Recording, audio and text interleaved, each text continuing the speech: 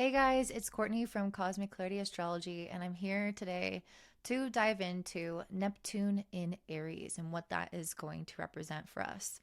So, this is a really big deal. Neptune is a transpersonal planet, which means that it's less about personal experiences and it has more of a spiritual and soul based experience.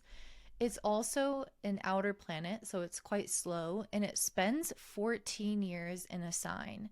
So it really represents these chapters. When it moves from sign to sign, we get a distinct shift in our collective mood or our collective influence or how we feel, um, what we feel is alluring to us. Those things will shift sort of every 14 years as Neptune shifts signs. Neptune is a planet that's associated with dreams, with sleep, with photography, with artistry, with intuition, with sensitivity, with periods of transition, with times of confusion. It is a very mystical planet. It's a very compassionate planet. And for the last 14 or so years, more or less, it's not exactly 14 all the time, but for the last 14 years, it has been in its home sign of Pisces. So we've all kind of been in this collective dream state. We've been allured by different aspects of spirituality that have definitely taken root in our society. I also think that in many ways we can have possibly disconnected a little bit from ourselves and from each other, especially through the rise of social media. And Neptune and Pisces can be a bit escapist and evasive. Now that Neptune is shifting into the first sign of the zodiac, a cardinal fire sign, we are going to be waking up. It's going to be like a whole collective waking up after 14 years of slumber. So, this is going to be happening on March 30th at the end of this month, and it's going to dip back into Pisces and return again into Aries on October 22nd. And then it will move back into Pisces again and then return into Aries for the full stay from January 26, 2026 onward. So those dates are really important. March 30th, 2025, October 22nd, 2025, and January 26, 2026. Because whenever a planet ingresses into a new sign, it's when it's most potent. It's almost like when you are, like, let's say, if you're watching an eclipse, it's the moment where the sun and the moon are in complete alignment and everything is obscured, that it's the most powerful moment, right? It's the moment that something is truly happening in a complete and whole way. And so there is this kind of purity when a planet changes into a sign, and we get almost like an intense reaction.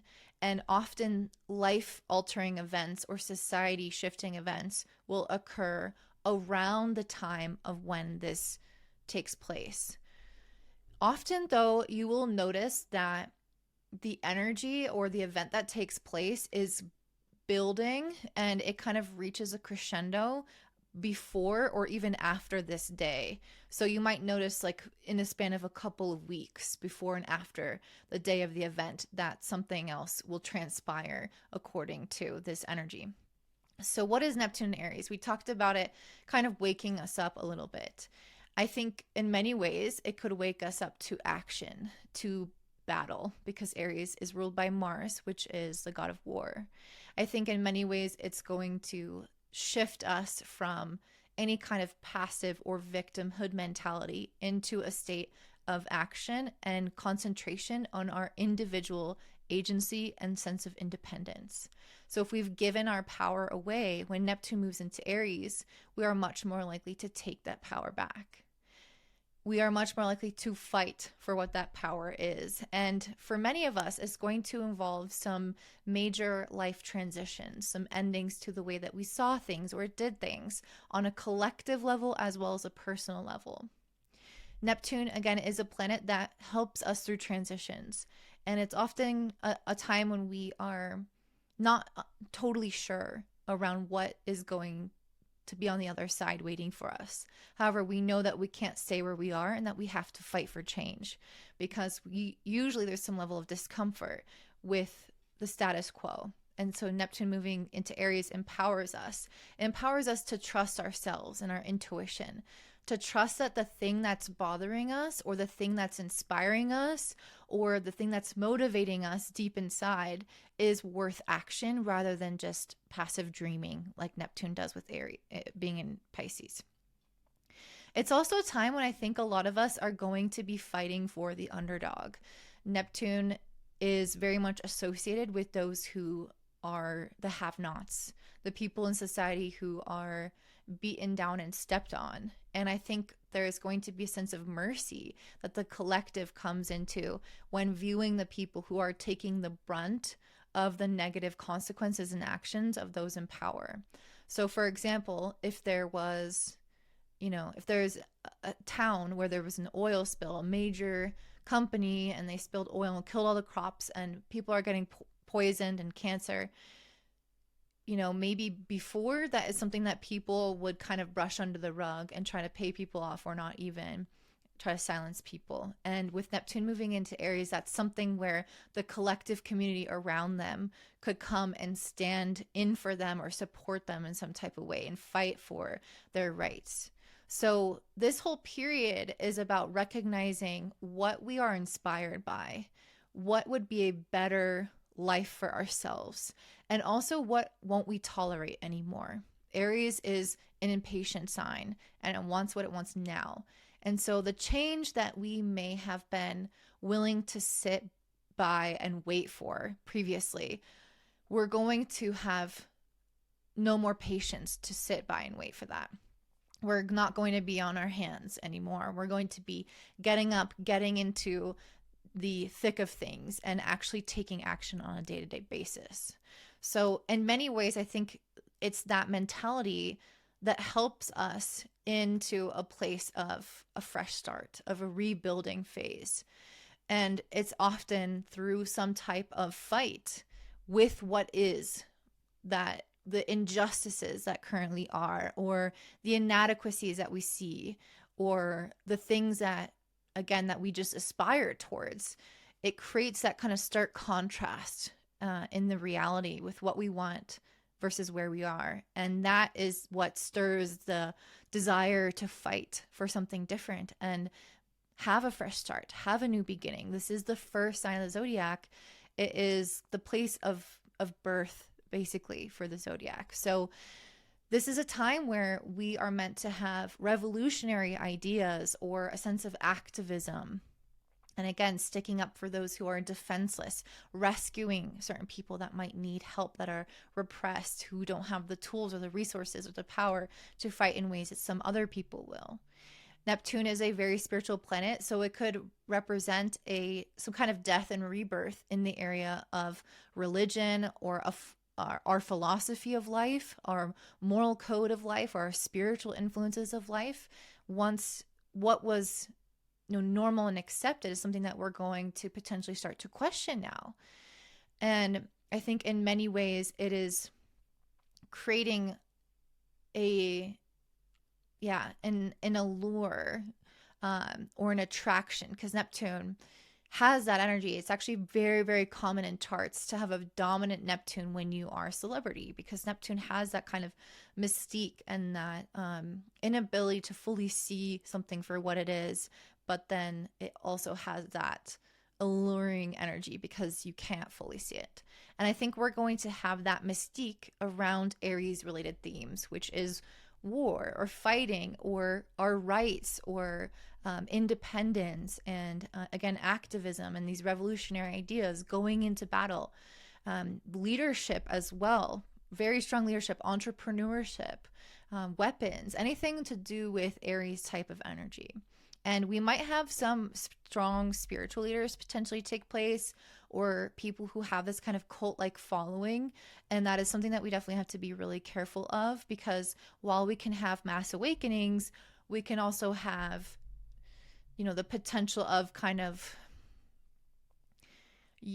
people taking advantage of a time like this where everybody is ready to fight, where people are sitting on the edge of their seats and they're taking action and they're ready for change. It is always a time in any country where people can come in and start to wreak havoc and hold an influence and gather a cult following that can create division and chaos. So as a collective, I really see us shifting into different pathways. I think on one pathway, we can be very kind and compassionate. We can be developing our intuition. We can be also really kind of finding ways to bring more spirituality or consciousness into capitalism and other entrepreneurial ventures. So I think we have a way of drawing in some more, compassionate way of thinking in our kind of materialistic society. We might even devalue some level of materialism, or at the very least, bring in nuance into the equation and more kindness. I think also we can be prey to wishful thinking. We have this goal, we have this dream of some future that's better, and there can be so many different possibilities, so many different directions that something can take, and ultimately they're not all going to manifest. And so some of us might have this beautiful vision for the future, but we might struggle to focus or know what it really takes to see that to completion. I also think that Aries is a fire sign, and so there is some clash of wills that is going to happen, that people who have different philosophical and spiritual views of the world. And I think that this is going to bring some level of chaos, fighting, unruliness, potential for accidents, potential for war, conflict, lack of cooperation, stress. All those things I think are going to be kind of running rampant, especially when Saturn and Neptune come together, because Saturn has such a restrictive, authoritarian influence, and it can be often quite pessimistic and quite frustrated. I think that Saturn with Neptune, which is going to happen February 20th, 2026, is going to be some type of peak energy where we're going to have some kind of shift in the collective energy, likely for the worse. I'm going to make a whole separate video on that, so I don't want to go super far into that, but that is definitely a significant time. So yeah, in general, having Neptune move into Aries, it seems very empowering, very enlivening, again, waking us up from this collective slumber. And it is, but it can also be a crisis time.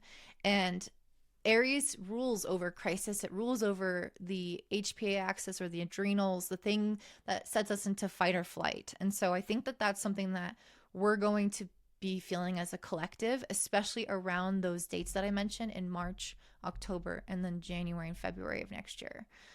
So really look out for those months for things to be shifting in any kind of major way. So an example historically of some of what Neptune in Aries has brought us, let's start off with the previous Neptune in Aries, which was April 12th to 13th, 1861. Okay, so Neptune moved into Aries while the Battle of Fort Sumter was happening. So it technically moved into Aries on the 13th. The battle was initiated on the 12th, but went through to the 13th. So basically, more or less, the day that Neptune shifted signs was the day that the Civil War in the US started. So this is marking a really important period of time where people in the United States had an ideological and philosophical and moral standoff with one another. And the Fort Sumter, manifests that, or is a symbol of that. And so, I mean, I can already tell you there's a lot of tension in the current US government. There's a lot of internal conflict and disagreement. And Neptune moving into Aries at the end of the month, to me, does point to the potential for a continued clash in viewpoints. Another period in history when Neptune was shifting into Aries, and it wasn't the very first shift into Aries, but it was one of the three that goes on in a year. So typically, a planet will move into the sign and then go back, and then move into the sign and then go back and then move into the sign. So When Neptune moved into Aries in September 1697, we had the Battle of Zenta. So this was super important because there was sorry, I don't know a lot of history. I have a lot of notes here. The battle was significant in the Great Turkish War. So it was notable for the destruction of the Ottoman forces as the Habsburg inflicted heavy casualties on them. And it marked a shift in the balance of power in Central Europe, with the Ottoman Empire's decline becoming evident. So there can be shifts in power during a Neptune and Aries transit. There can be a fight against a moral or philosophical ground that people are standing on. So it's who is leader, who is dominant here, or what is the belief here.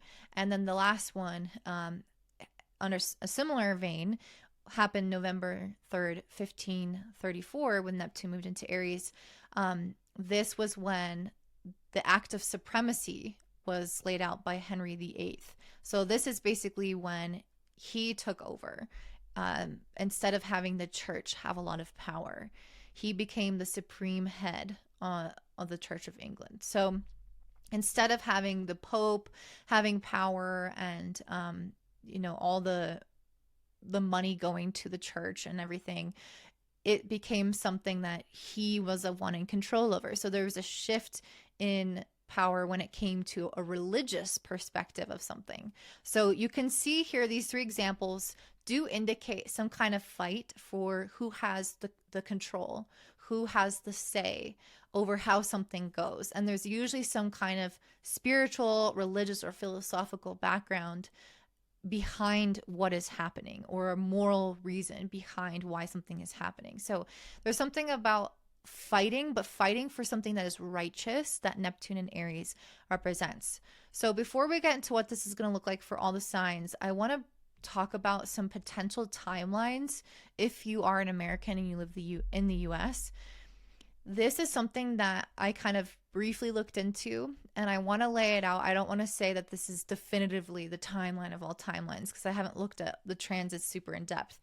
But I wanted to see if I could see a repeating theme between the civil war in the US that happened last time Neptune was in Aries and what's happening now.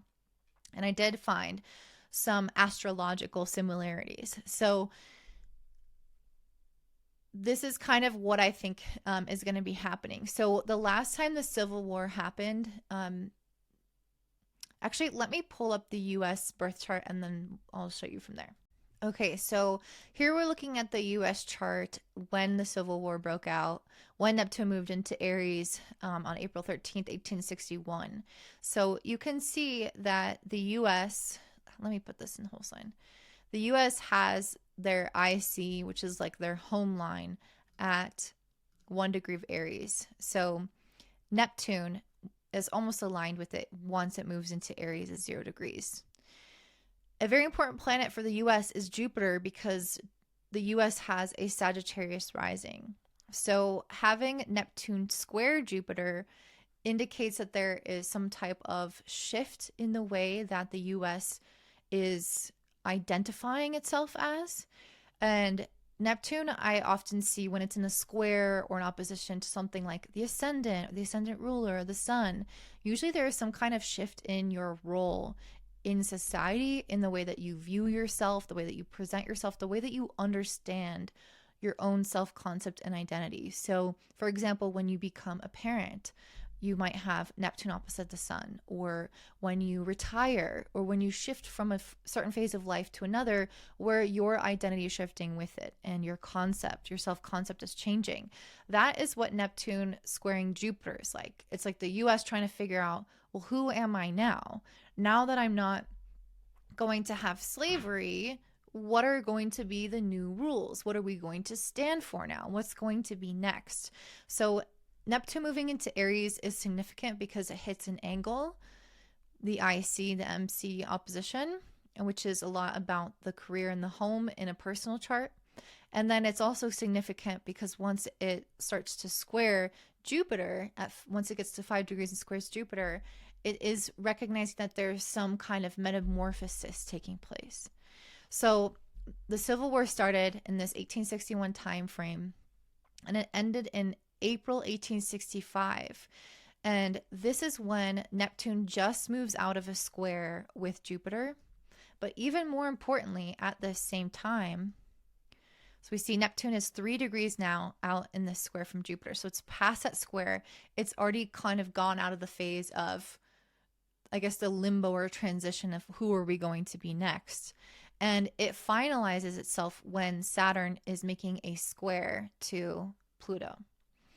So this is exact on this day, basically, when the war ended. Saturn was squaring Pluto.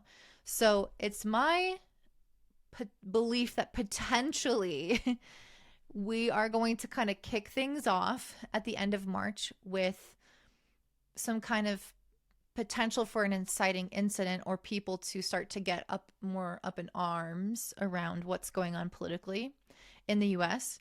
And I think it's going to reach some kind of peak or crescendo when Saturn and Neptune are together in February 20th, 2026. So let me show that to you guys. February 20th, 2026. Saturn and Neptune will be together at 0 Aries. Again, on the ICMC. So I think we're going to have some kind of peak incident happen here. And then we're going to have things start to resolve itself when Neptune passes Jupiter and Saturn has its square, its final square with Pluto. And that is going to be around March 28th of 2028. So I really feel like what we're going through now, that Neptune is moving into Aries, I think a lot of this is going to be able to start to really resolve itself in 2028. And at the very least, not resolve itself in terms of it being, an easy and final thing. But I think that if there is some kind of big fight, or if there is some kind of, really clear, like, dividing issue, or if some kind of event happens, or if there's a war or something like that, then there is a potential for things to be kind of wrapped up when Saturn comes into its square with Pluto. You can see here. So Neptune will again have just passed Jupiter, and Saturn will square Pluto. It's literally mirroring the exact events, not the exact, but it's mirroring the same transits of the past in different signs.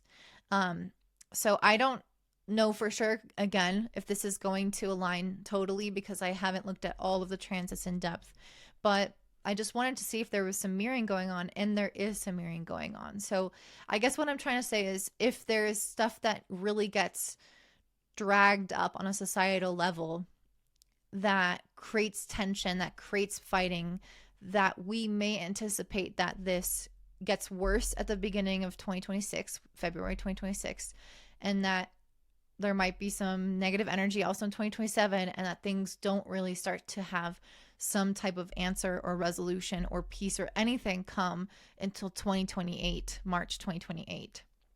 So keep these as like a loose timeline in your brain as you're kind of wrapping your head around the fact that the current tension may continue to increase and may last for the next 3 years. So let's go ahead and dive into what this is going to look like for all of the personal signs. I want you guys to just know that when I'm going through these signs, we are in a moment in history where all of our opinions matter, where all of our efforts matter, all of our actions matter. And Neptune moving into a new sign is a point of empowerment for each of us as individuals. So really tuning into your reading here and discovering what it is that you can personally do to influence the movement of our world, of our earth, into a direction that you feel like is the best possible direction for us to go in. We all have our unique part to play. And so this Neptune in Aries video can really point you in the direction as to what are some of those pieces that you are meant to help shift the world with. So hopefully that makes sense. Please do let me know in the comments down below if you've enjoyed anything about this reading, and let's jump into all the signs now. All right, up first we have Aries rising and sun. So for you guys, Neptune will be passing into your first house, or of course if you're an Aries sun, over your sun over these next 14 years. So what is this going to bring for you? So many transitions in your life, my Aries. I think that one of the beautiful gifts that you are meant to bring society and the world right now is to help share your natural sense of independence and autonomy. Look, these are both cards that I pulled. That's what Aries excel at. They excel at knowing how to support themselves, fight for what they want, advocate for themselves, have agency and self-sufficiency, but without being maybe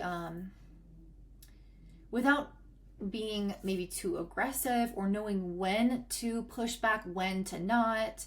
It's almost like the nuance of what it takes to be independent and advocate for yourself. Those are skills that you have spent your life living in naturally. And so you naturally will bring that out into the world as you are acting your life out. So what I'm trying to say with this is that you're meant to teach and guide others on how to take back their sense of autonomy, their sense of independence, and you can do that through example.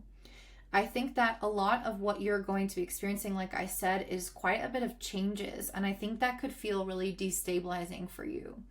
And I think it's going to lead you to a new sense of stability, but it first has to take away where you feel firmly planted.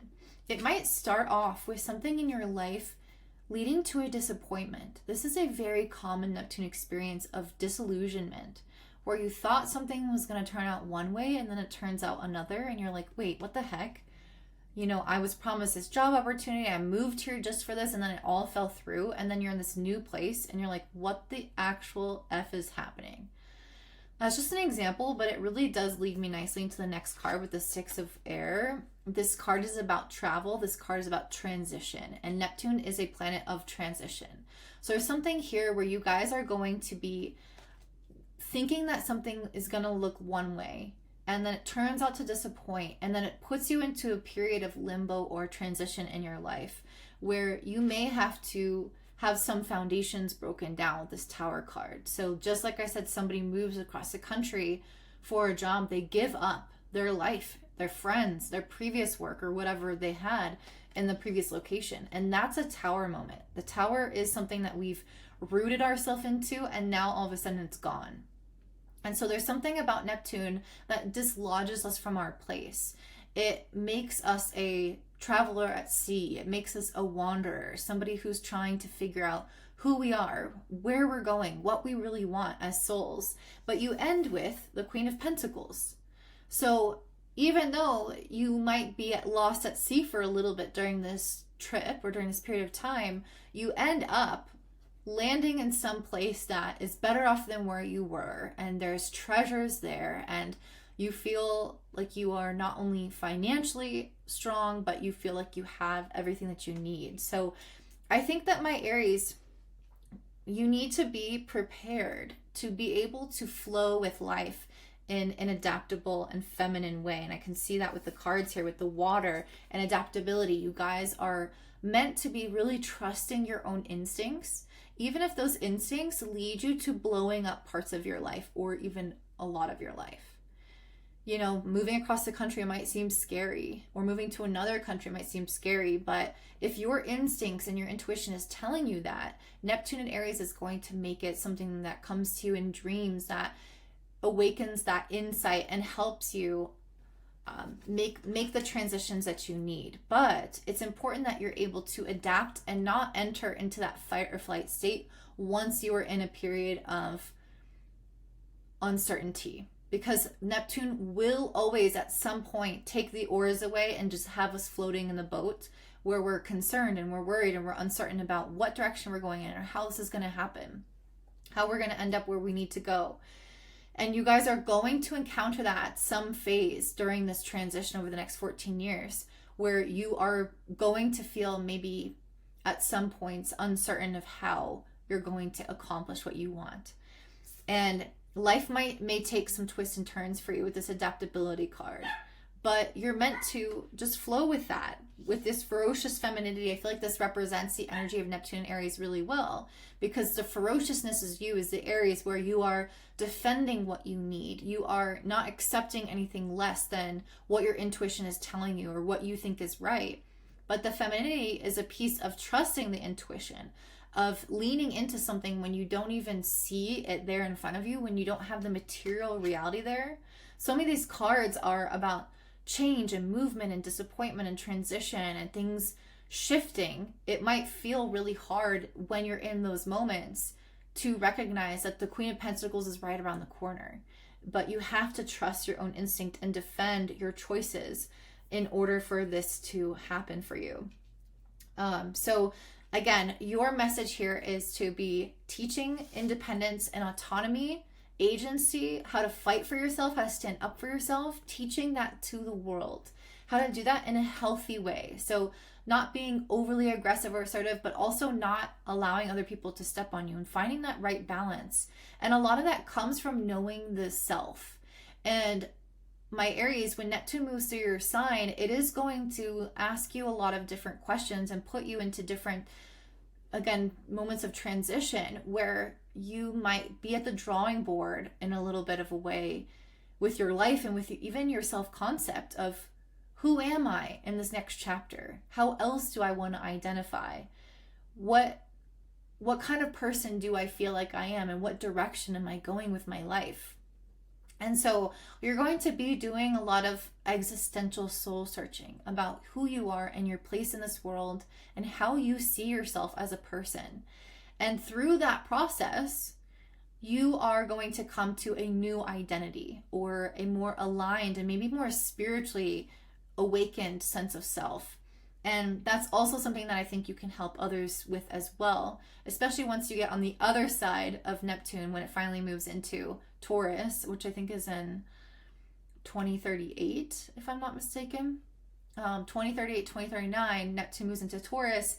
And I think that's the point in time where you'll really be able to teach people how you came to a new identity, how you were rebirthed in the world, and how you went through that situation where there was some kind of disappointment and you actually turn it around and made it into the biggest blessing of your life. So there's just something here around, not everything is what it seems. You might really think that you're one kind of person and you're headed in one direction, you really want something like this, and then life takes it and shifts you and puts you in a different place, and it removes certain things from your life, and you recognize that actually there's something that's even better for you, that's something that's even more stable for you.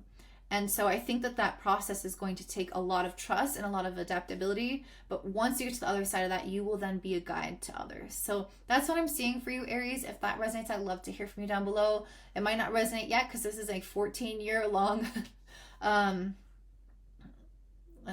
not prophecy, but like prediction. So yeah, I mean, if it doesn't resonate, don't worry about it. But just kind of keep that in the back of your mind as an overarching storyline. And please do comment down below anyway. Don't forget to thumbs up, subscribe, share with your friends, and have a beautiful day. Bye. All right, next we have Taurus rising and sun. So Neptune is going to be moving into Aries, which is your 12th house. And the 12th house is the house of dreams. So I really feel like part of what you're going to experience is much deeper sleep, much stronger intuition, and more communication to you through your dreams. So definitely look out for that, since Neptune is a planet of dreams moving into the house of dreams for you. So I want to talk about first, what is your role in society now that Neptune is moving into Aries? How can you help guide society into the direction you want it to? And then I will talk about the journey of what this will personally impact you and how that will look like. So your role, we got the flow and the nurturer card. This makes a lot of sense because as a Taurus, you are the ones most associated with the earth. There is a sense of groundedness, of nurturing through food, through touch, through a sense of just, through our senses, basically. And so I really feel like in many ways you can be here to help ground people and to help them come back into their bodies, to help them nurture themselves, nurture the earth, or use the earth in a more symbiotic fashion. So I think for my Taurus, there's going to be something in your presence that's going to help people feel safe, that is going to help kind of teach people how to take care of themselves in a way if they've neglected themselves, or if they feel anxious during these critical times, and if there are a lot of changes that keep them in flux. I feel like you are meant to be here to help people come back to the basics, to the simple things in life. That's what a Taurus is good at. The flow card, I think this has to do with Neptune moving into the 12th. You guys are going to be coming into a greater sense of trust and flow with life. The 12th house is some of the most magical energy. It's very hidden in the sense that it guides us from a spiritual plane. So it's almost like if we're little puppets and God kind of lets us go off on our own. And then when you have a planet move into the 12th, you have a little bit more pull on the string that's like, oh, actually go over here. Listen to this intuition about going over here because there's something really good over here. So there's something about that where I feel like you guys are going to be in greater flow with life, less resistance to what is. There's more of an acceptance of things, even if they are, again, uncomfortable in some kind of way or transition because of the times. So you are going to help people come into a state of surrender to the reality and acceptance of the reality of how things are. I also think that you are going to be in this energy as well, where again, you're flowing with life, you're trusting a little bit more in the unseen forces that if I feel this, I'm going to go with this and it's going to lead me somewhere great. I'm coming back and filling myself up in a way that makes me feel really safe and really grounded. And that's part of what helps create that relationship of being able to trust in the unknown, because you already are in this safe kind of mindset and space within your body. Another way that I think you're going to help people is through being alone. This might sound really weird, but the 12th house is the house of being alone. And so there's something here about respecting one's sacred space, that relationship with the self, the intimacy with the self, and especially with what's sacred and what's spiritual. So having time to meditate, to be in nature, to journal, and respecting the boundary and the spaciousness that comes around that. So understanding the importance of it, communicating the importance of it, and respecting that boundary with yourself and with others. I feel like that's going to be a really key theme for you as Neptune enters into the 12th, is having your kind of sacred practice, or the things that you need to do alone, or things that you need to do to take care of yourself. And that's going to become a natural priority for you when Neptune shifts into the 12th. I think that you will feel drained when you don't set this up, and Neptune will teach you to do this if it's not something that's in your practice already, or if you're inconsistent with it. And you can help others with that in turn. The other card I have is hope. So this is exactly what I was saying with the trust. I think hope and trust go hand in hand. There's a feeling that something is going to be better on the other side of all of this. And that's what allows me to trust in the process. That is what allows me to not resist the natural ebb and flow of life, the things that have to happen in order to get the result, even if the mess initially feels really scary. So I think that you, Taurus rising sun, you're going to help people come into a place of having this kind of positive outlook of, I know what we're waiting for. I'm holding this hope in my eye for that long-term goal. And Neptune in the 12th is very optimistic. It trusts in every single way because it knows that there is a higher possible outcome. It can feel it before it arrives. And so that's what you're going to help connect people to, is a sense of hope in their life and a sense of purpose as well. So what is your personal journey when Neptune moves through Aries and in your 12th? So we start off with the Four of Wands. This is a card of celebration or of coming home, homecoming. So when Neptune moves into your 12th, I feel like you're going to be coming back to the universe, coming back to the Lord or the divine, whatever you believe. But there's this feeling of like, of being, like something, a couple of different messages. I mean, it's giving the energy of Four of Swords, which is a card of rest. So I think rest is going to be something that comes up for you for sure. But because this is a 12th house, which is the final house of the zodiac, it really gives me the feeling that there's going to be something that comes to a completion as Neptune moves into Aries, or at some point within the next year as it moves in and out, or at the start of 2026 when it stays in Aries. I think that there's going to be something that happens within the next year and a few months. Yeah, the next year, because we're in March, that is going to create some kind of like closure for you. Like a chapter is going to close. There's going to be some kind of completion and then celebration. So this feeling of, I have wrapped up a previous cycle. I've accomplished something. I have seen that through to completion. And as a result, now I can do this, or now I get this reward, or now I get to rest. There's this feeling here of something culminating for you. And it feels very positive because the Four of Wands is really bringing people together to celebrate what you've spent so much time doing. I think also with the Ace of Swords and the King of Swords, you guys are going to be entering into a new chapter as a result of this. So you have some kind of completion come within the next year. And then you have a little bit more here of like wiggle room, I think, to explore your ideas, to explore different passions. And it's interesting because I don't really think of the King of Swords as a card when I think of Neptune and Aries. Neptune and Aries feels like the revolutionary, or, you know, the spiritual warrior, or that person who is fighting for something that they're super passionate about. And the King of Swords has a little bit more of a kind of judicial and logical and, you know, pragmatic kind of energy to it, where it's like, does that make sense or does it not? And if it's not rational, then let's not do it. And passion is not almost ever rational.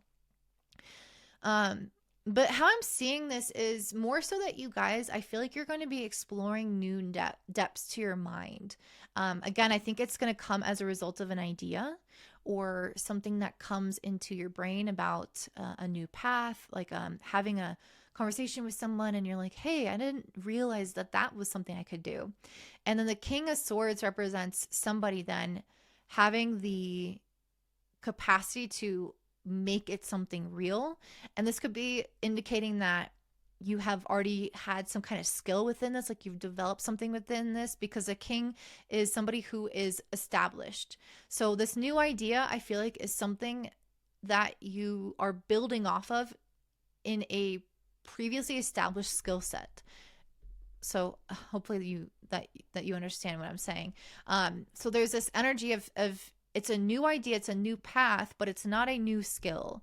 It's not something out of the blue. This is something that you are either trained in or that you have been doing, but you decide to take like a new type of venture, a new spin on it. So it's got a new feeling to it, but it's building off your existing expertise or your innate talents. So even if it's something that is new, it doesn't feel new because you kind of hit the ground running and you pick things up super, super fast because you have a strong innate talent for it. So there's something here with that where I feel like you guys are celebrating a completion of something, and then you're coming into a phase of like having a new spark enlighten you in your mind. I will say though, we are having Saturn move into Aries as well, soon. And then Neptune is also going to be there. So I will say like Saturn in the 12th is usually a time where we're a little bit more like separate from the world. So I kind of feel like this idea and this work that you're going to be doing has some type of separation from the world. Like maybe you work from home, or you somehow work behind the scenes, or it requires maybe some outside work, but then a lot of also kind of internal work, or maybe you're writing a book, or maybe you decide to go somewhere to accomplish something. There's this feeling of you being a little bit more either isolated or having some type of separation. So I feel like this is going to be an idea that you work in your room, or you're like at your home, or, somewhere not on the public stage. At first, at least. Then we have the Magician. So there's something about Neptune moving into Aries in your 12th that's going to give you stronger powers of manifestation. I think part of what this is about you potentially healing any kind of rift that you have when it comes to your confidence in your own special sauce and individuality, because the sign that we have in the 12th is the least integrated into our psyche, along with the 7th house. These are the signs that we see often projected in other people, or that we have aspects of it, but we disown or we don't fully understand it. And so there's something about the self, the individual, what makes you special, what makes you unique, what makes you an independent person. There's something about that is a little bit wounded or not fully like seen and heard and understood in your life. And this magician card, I feel like, is going to help you. It's going to tap you into that sense of independence. It's going to tap you into what makes you different, what makes you special, what separates you from the rest, what makes you an individual. And this, paired with the skill that you have, is going to help you manifest this new path.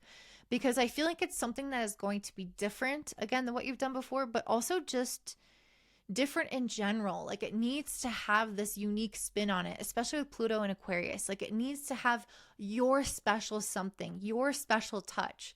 And when Neptune moves into the 12th, it gives you the ability to sit with yourself more in that sacred space, more in that aloneness, create a deeper and more enriching relationship with the self, become more independent, and strengthen that relationship with yourself when your inner resolve and confidence around what you uniquely have to say or what your unique stance is in the world. And from there, you can go out and accomplish or manifest something that is a unique combination of skills and talents that you already have. And the magician is good at using what they already have at their disposal rather than feeling like they have to emulate somebody or go out and find something that they're missing or seek from without, like seeking externally. I see you seeking from within and from source. And this creates this kind of, again, magical power of manifestation during this period of time. So that's what I'm seeing for you guys. I really feel like you have a lot to offer the world, and I'm really excited for you guys. So if you enjoyed this, please let me know in the comments down below. Don't forget to always give me a thumbs up, subscribe, share with your friends, and have a beautiful day. Bye. All right, I'm next to Gemini rising and sun. For you guys, Neptune moving into Aries is going to be passing through your 11th house. So I'm going to talk about what this is calling for you to do as a soul in the collective and what you're meant to help the world with. And I'm also going to speak to what this is going to look like on a personal journey or level for you. I am fighting a bit of a cold, so bear with me. So the 11th house has a lot to do with future, with groups, with collective, with a plan, with a goal or a wish in mind. And it's interesting because I did pull the future and co-creation card. So I really feel like part of what you are meant to do, my Geminis, is help other people start to come into their sense of power or ownership over the future or the direction of the world that we're in. So this could be on a small scale where you help people by example in your local community, or this could be something larger where you have some kind of movement or influence on a larger population. Regardless of what it is, this whole idea here is that with Neptune moving into 11th, you guys are going to be open psychically to be able to see potentials without all the limitations, without all the, I guess, like what ifs. I feel like you're able to see something quite concretely through the imagination. And so you're able to help other people see and realize the potential of a future timeline. And that is what I think is going to help you as you, again, lead people in some type of way. You're really empowering them to recognize where they are co-creating with the universe, where they have a say. And I think that you're going to help connect people either by example or through by teaching. You're going to connect them to be able to, again, envision like, where are we going with this? And it could be on one facet of life. Like if you are in a particular field, maybe you help advance that field in some way. Maybe it's a social element. Maybe it's within friend groups. But it's something where you're able to help people connect to a higher possible timeline. And again, see where they have the power to make a change. And I see here really this very strongly with a new beginning. I think that the things that we've been going through really, I mean, since forever, but especially COVID, we are kind of here to turn over a new leaf, especially when Neptune and Saturn come together at 0 Aries. So we're trying to have some type of new beginning, but I think that we're really struggling with often our day-to-day lives or what's happening in the world and how many shifts have been changing. So this new beginning card to me is saying that you guys are going to be able to see the potential of something entirely new and entirely different. And the 11th house, if you link it at all with Aquarius, which traditional astrologers would never do that, but if you do, Aquarius tends to be the sign of the inventor. They are literally drawing out something that doesn't exist, oftentimes from things that do exist. They compile existing materials from different fields or different places, and they make it into something new. So that's kind of what I think many of you guys are going to be doing, is looking at how to restructure certain things in your life or in the world, inspire other people to do the same, to create some kind of new beginning. And I think this is going to also require you to, in many ways, look at the past with this healing card, like heal from the past, basically. These things that have been happening. If in order to imagine a new future, you can't carry all those burdens with you. And so I think part of what your soul's mission is in this future period is to help people not just see like the new path and the new beginning, but to also help them be willing to release this old path.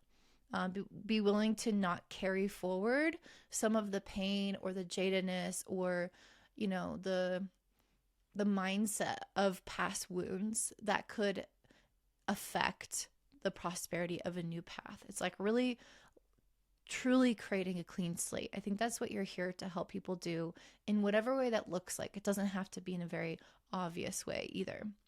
So on a personal level, I feel like you guys are meant to break with convention and with the past, with the Hierophant in reverse. This is a card of many times like falling into tradition. With it in reverse, I feel like you guys, again, are meant to be inventing a new way of doing something. And that means that the traditional way is broken and that you are stepping away from that. The Hierophant is also very much like a group mentality or a group of friends. So with this card in reverse, I feel like you guys might have some type of transition period. Maybe you guys end up leaving a certain friend group, or certain people in your life shift that don't really match your mindset. If there's a certain group think that you are surrounded by in any type of way that doesn't align with you, I could see this also shifting. So there's something here about your alliances potentially shifting as a result of you becoming more and more authentic. We have the King of Cups next. So the King of Cups to me is representative of Neptune. Neptune is a planet that brings us a very strong connection to our sensitivity and to our intuition and our emotions. So with Neptune moving into the 11th house, which is often the house of humanitarian work and thinking of the collective, I really feel like you guys are going to be coming into an energy of embodying a more sensitive mindset or sensitive heart for the plight of others. This is like, okay, how can I give back? How can I maybe do something more with my free time to feel like I'm helping those who can't help themselves, or that I'm bringing together people who need that support emotionally, whatever that looks like. It doesn't have to be that you're donating money. It could be so many different things of drawing on the right crowd, supporting the right crowd, bringing them together in some kind of way. So I feel like you guys are going to be even more compassionate than usual. So I don't know, it's something like I'm taking a stand for something. I'm breaking free from one way of looking at it, or from a hive mind way of looking at it. And I'm coming more into my heart and finding out a solution to maybe something that is occurring in my environment. And I'm following my intuition in order to do that. And then we have the Knight of Swords. So this is a very fast card, some with like lots of ideas and lots of things that they can act upon or uncover. And I think it's interesting that the Moon card comes after this, because when I think of the swords, I think of clarity. And when I think of the Moon, I think of the lack of clarity. So I feel like there's going to be a lot of things in your life that you guys are going to have these awakenings about, or like realizations about, that you didn't quite see before, especially when Saturn and Neptune combine in February 2026. And I think that this is going to be related to your own nature, where there may have been some kind of pull towards the ephemeral with the Page of Wands in reverse and Ten of Pentacles upright. I think that you're going to be coming into a phase of thinking more long term, instead of like the things that are, again, ephemeral, the things that are ever changing, or that don't last the test of time. I feel like you guys are going to be a lot more focused on things that have staying power in your life. So again, I feel like you're going to have a lot more truth and clarity about how you have maybe invested time and energy into things that were more immediate or produce like instant gratification or something around that, where I feel like you guys are going to be playing the long game more. And that's going to look different for different people. Maybe some of you've been in careers where you kind of have been bopping around. You're like, oh, I want to do something that's a true legacy and not just a vocation, a temporary vocation. Or maybe it's with friends where you have like these kind of surface level friendships sometimes, and they change. And then maybe you're like, no, I want to create my friends for life. So there's something here, and it could be even temptation of like, oh, food, for example, I'm going to eat what I want now versus thinking about my health long term. So there's something here about playing the long game that I think you guys are going to be more embodied into, and uncovering also the inner workings of your own mind of why you maybe have been motivated to go for the more immediate thing in your life. And I think that you're going to be able to now ground down a little bit more into something that can create stability for you. Neptune is a planet not really of grounding, but I think that because Saturn is also going to be here, it's going to create that result for you where your mind sees a better future, and then you go and you make certain sacrifices and put in the work in order to actually make that long-term reality start to come to life, or to start along that path. So this could be like buying a house, settling down, finding a more permanent job, finding more permanent friends, making different lifestyle choices that support your long-term future. Whatever that is, I feel like you guys are going to be a lot more weighing out long-term consequences rather than immediate results and actions and gratification. So that's what I'm saying for you, Gemini. If that resonates with you, I'd love to hear from you down below. Don't forget to give me a thumbs up, subscribe, share with your friends, and have a beautiful day. Bye. All right, I'm next to Cancer, rising, and sun. So we're talking today about Neptune moving into Aries, which is going to be in your 10th house for the next 14-ish years. So I am sick, so I'm going to be talking quiet. We're going to start off with talking about what your soul is meant to do to help the collective during this chapter. What are you meant to help transform the world into right now? And then the next message will be about how is this going to affect you more on a personal level. So in terms of like your soul's mission with Neptune and Aries, you guys are really here in many ways to help people heal from the past, which is interesting because I got a similar message with Gemini. So I really feel like the 10th house has a lot to deal with the world and how the authority of the world and the government in the world and the powers that be and even our parents have influence over us or have, power over us in some way. And I really feel like you guys are meant to be stepping into some type of role that is meant to be a healing remedy. So your sense of leadership is supposed to help guide people towards a new way of leadership, basically. So a new, more compassionate and sensitive person in authority and power, to have influence over others, but using that through a gentle and healing and compassionate way, which is Neptune.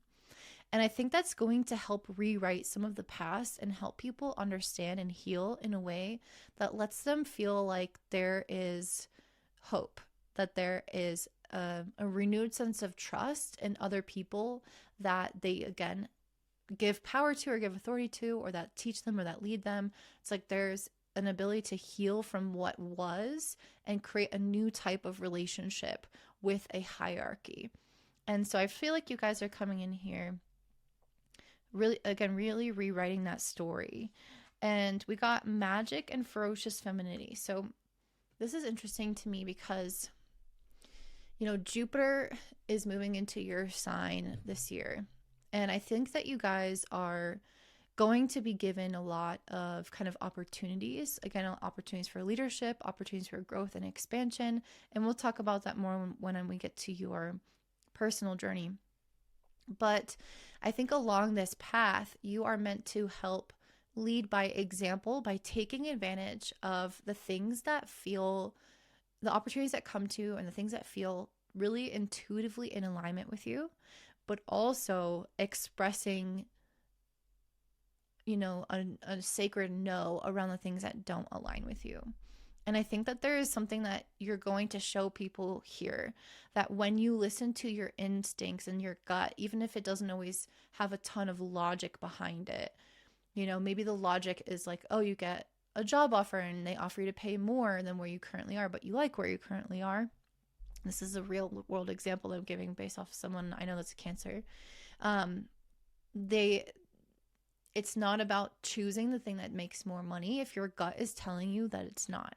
And so with this magic card, I feel like you are here to help show people the magic of following your intuition, even when there isn't always that clear, practical, logical path.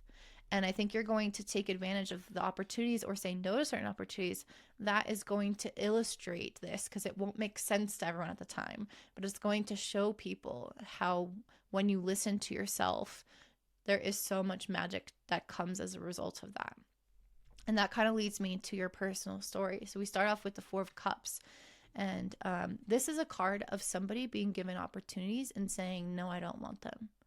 So I feel like there's going to be certain things that come onto your doorstep as Jupiter moves into your sign in 2025 and in 2026, that you are going to have certain things come to you that is going to advance you in a direction that doesn't actually feel right. And this Neptune in your 10th house is going to help you really tune into that, again, strong intuition rather than thinking logically. So I think that you're going to end up turning away from certain things, maybe certain connections, certain travel opportunities, certain jobs, certain raises, because you kind of have this feeling of like, I don't think that that's right for me, even though this seems crazy. And there's something about that I think is going to be really empowering to you. It's going to give you confidence with the Queen of Wands. It's going to give you creativity. I feel like you guys are going to be very much in a place of like strong standing with Jupiter in your sign. I don't know how, but it usually Jupiter, you know, elevates you in some type of way, especially through your career, and public standing, or really anything. But I feel like whatever is coming through for you, this Queen of Wands, it's saying that it's helping you build up your sense of confidence. And so it's almost like you get opportunities, and by saying no to them and sticking with what you're doing, or sticking with what you feel is right, or saying no to what you're doing and moving to a new thing if that feels right, it's building that self-trust and that muscle, and you're going to see positive results from that. And as a result, you're going to, again, believe in yourself more and more, even when not all the signs are there on the external. So I think you're going to be in a phase of having a lot of eyes on you, or having a lot of opportunities, or having a lot of like inner self-worth that's going to be built.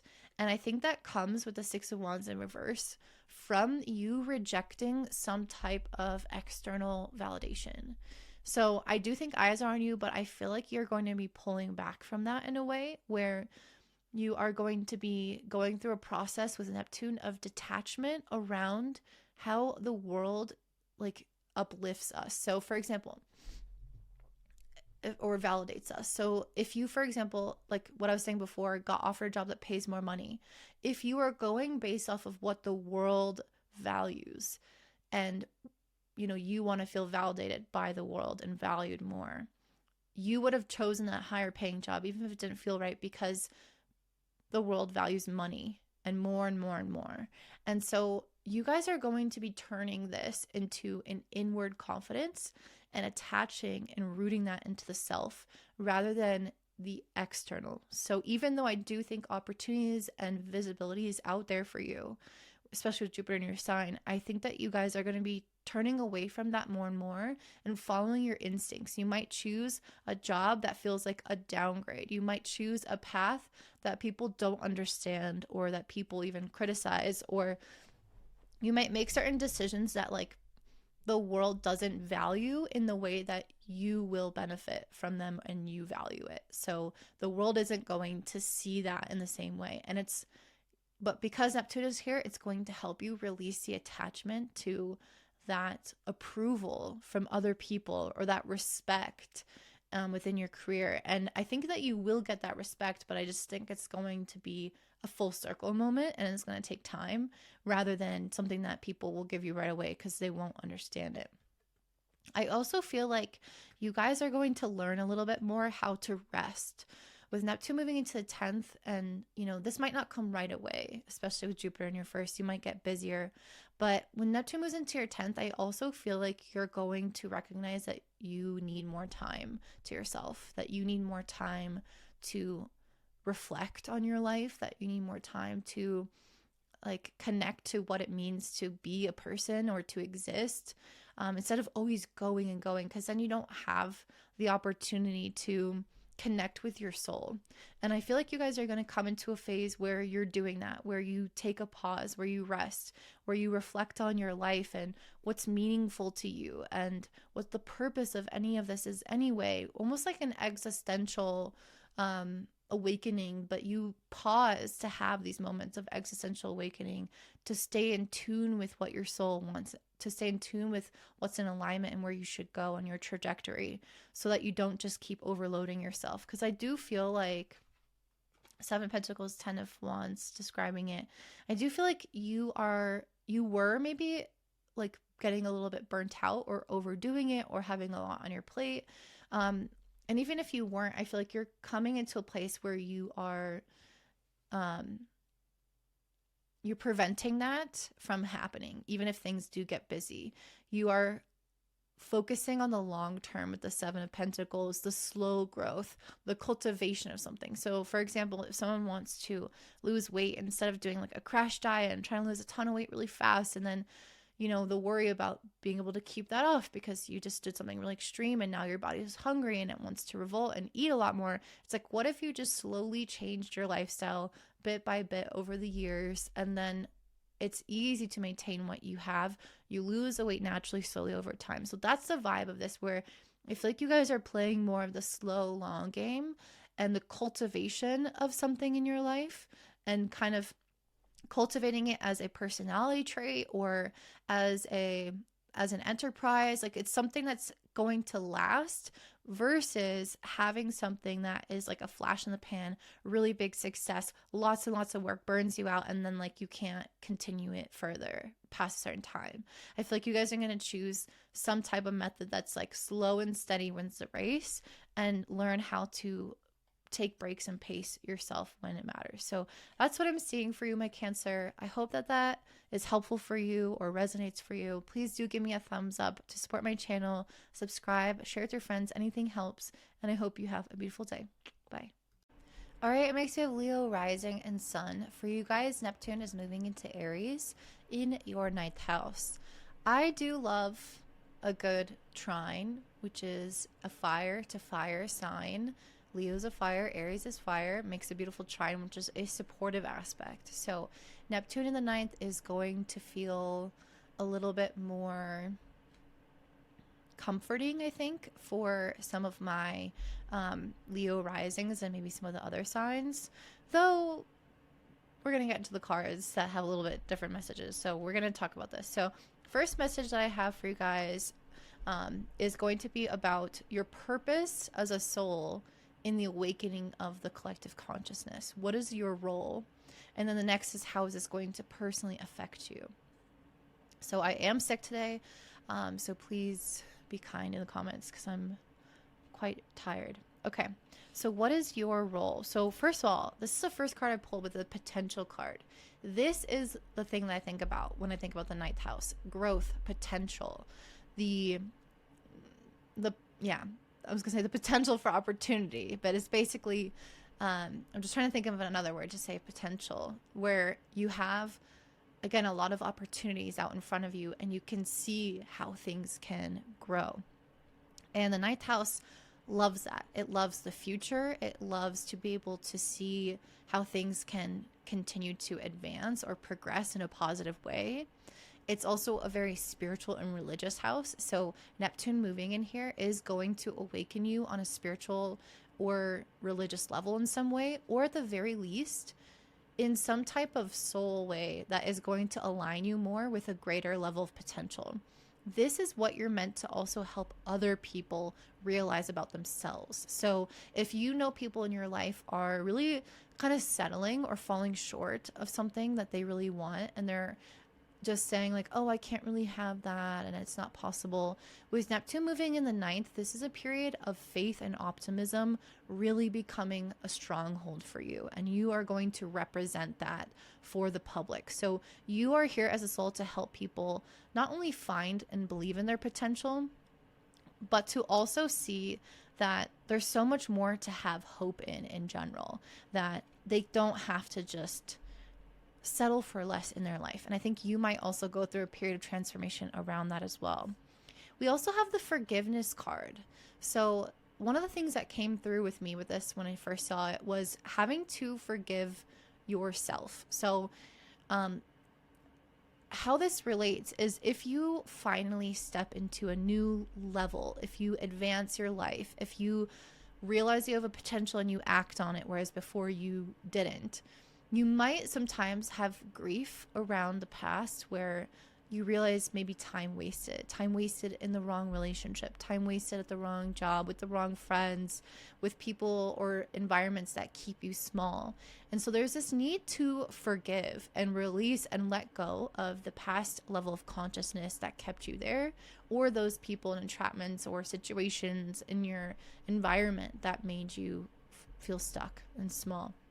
So I think that there's something here around you needing to do that, as well as helping others realize that it's best to just let things go. Let it roll off your shoulder, look hopeful, look into the future, and don't hold this kind of jaded energy around, oh, it could have been like this if I had invested in Bitcoin at that time. You know, it's like, well, let's just accept where we are now and move forward into a higher plane of existence. So that's what I think you're here to help other people see, is that you're helping them kind of just focus on what is in front of them and what is in the future, rather than emotionally holding on to the past. I also pulled the autonomy card. So I feel like you guys might have the opportunity to go on some kind of solo adventure, and you might also, I feel like a lot of this energy around seeing potential and seeing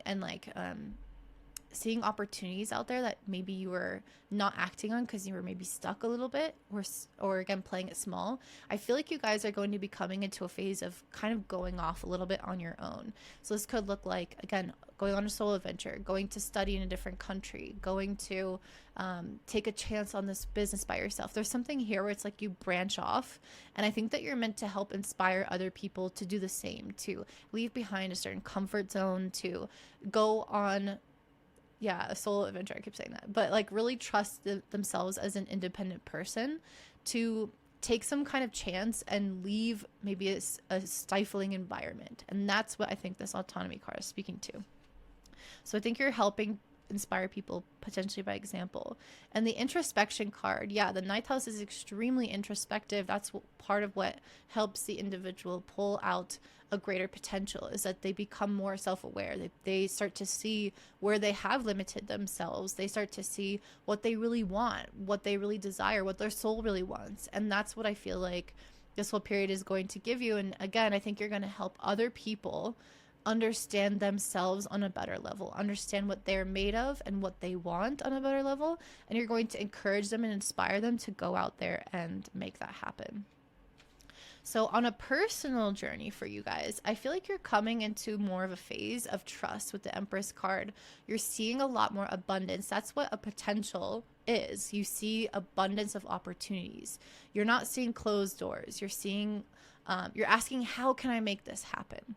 And so that's what I feel like you're initially coming into, is a place of greater faith and it's almost like you're putting glasses on and you're seeing like cheat codes or like keys to unlock all the doors that you previously saw as permanently closed.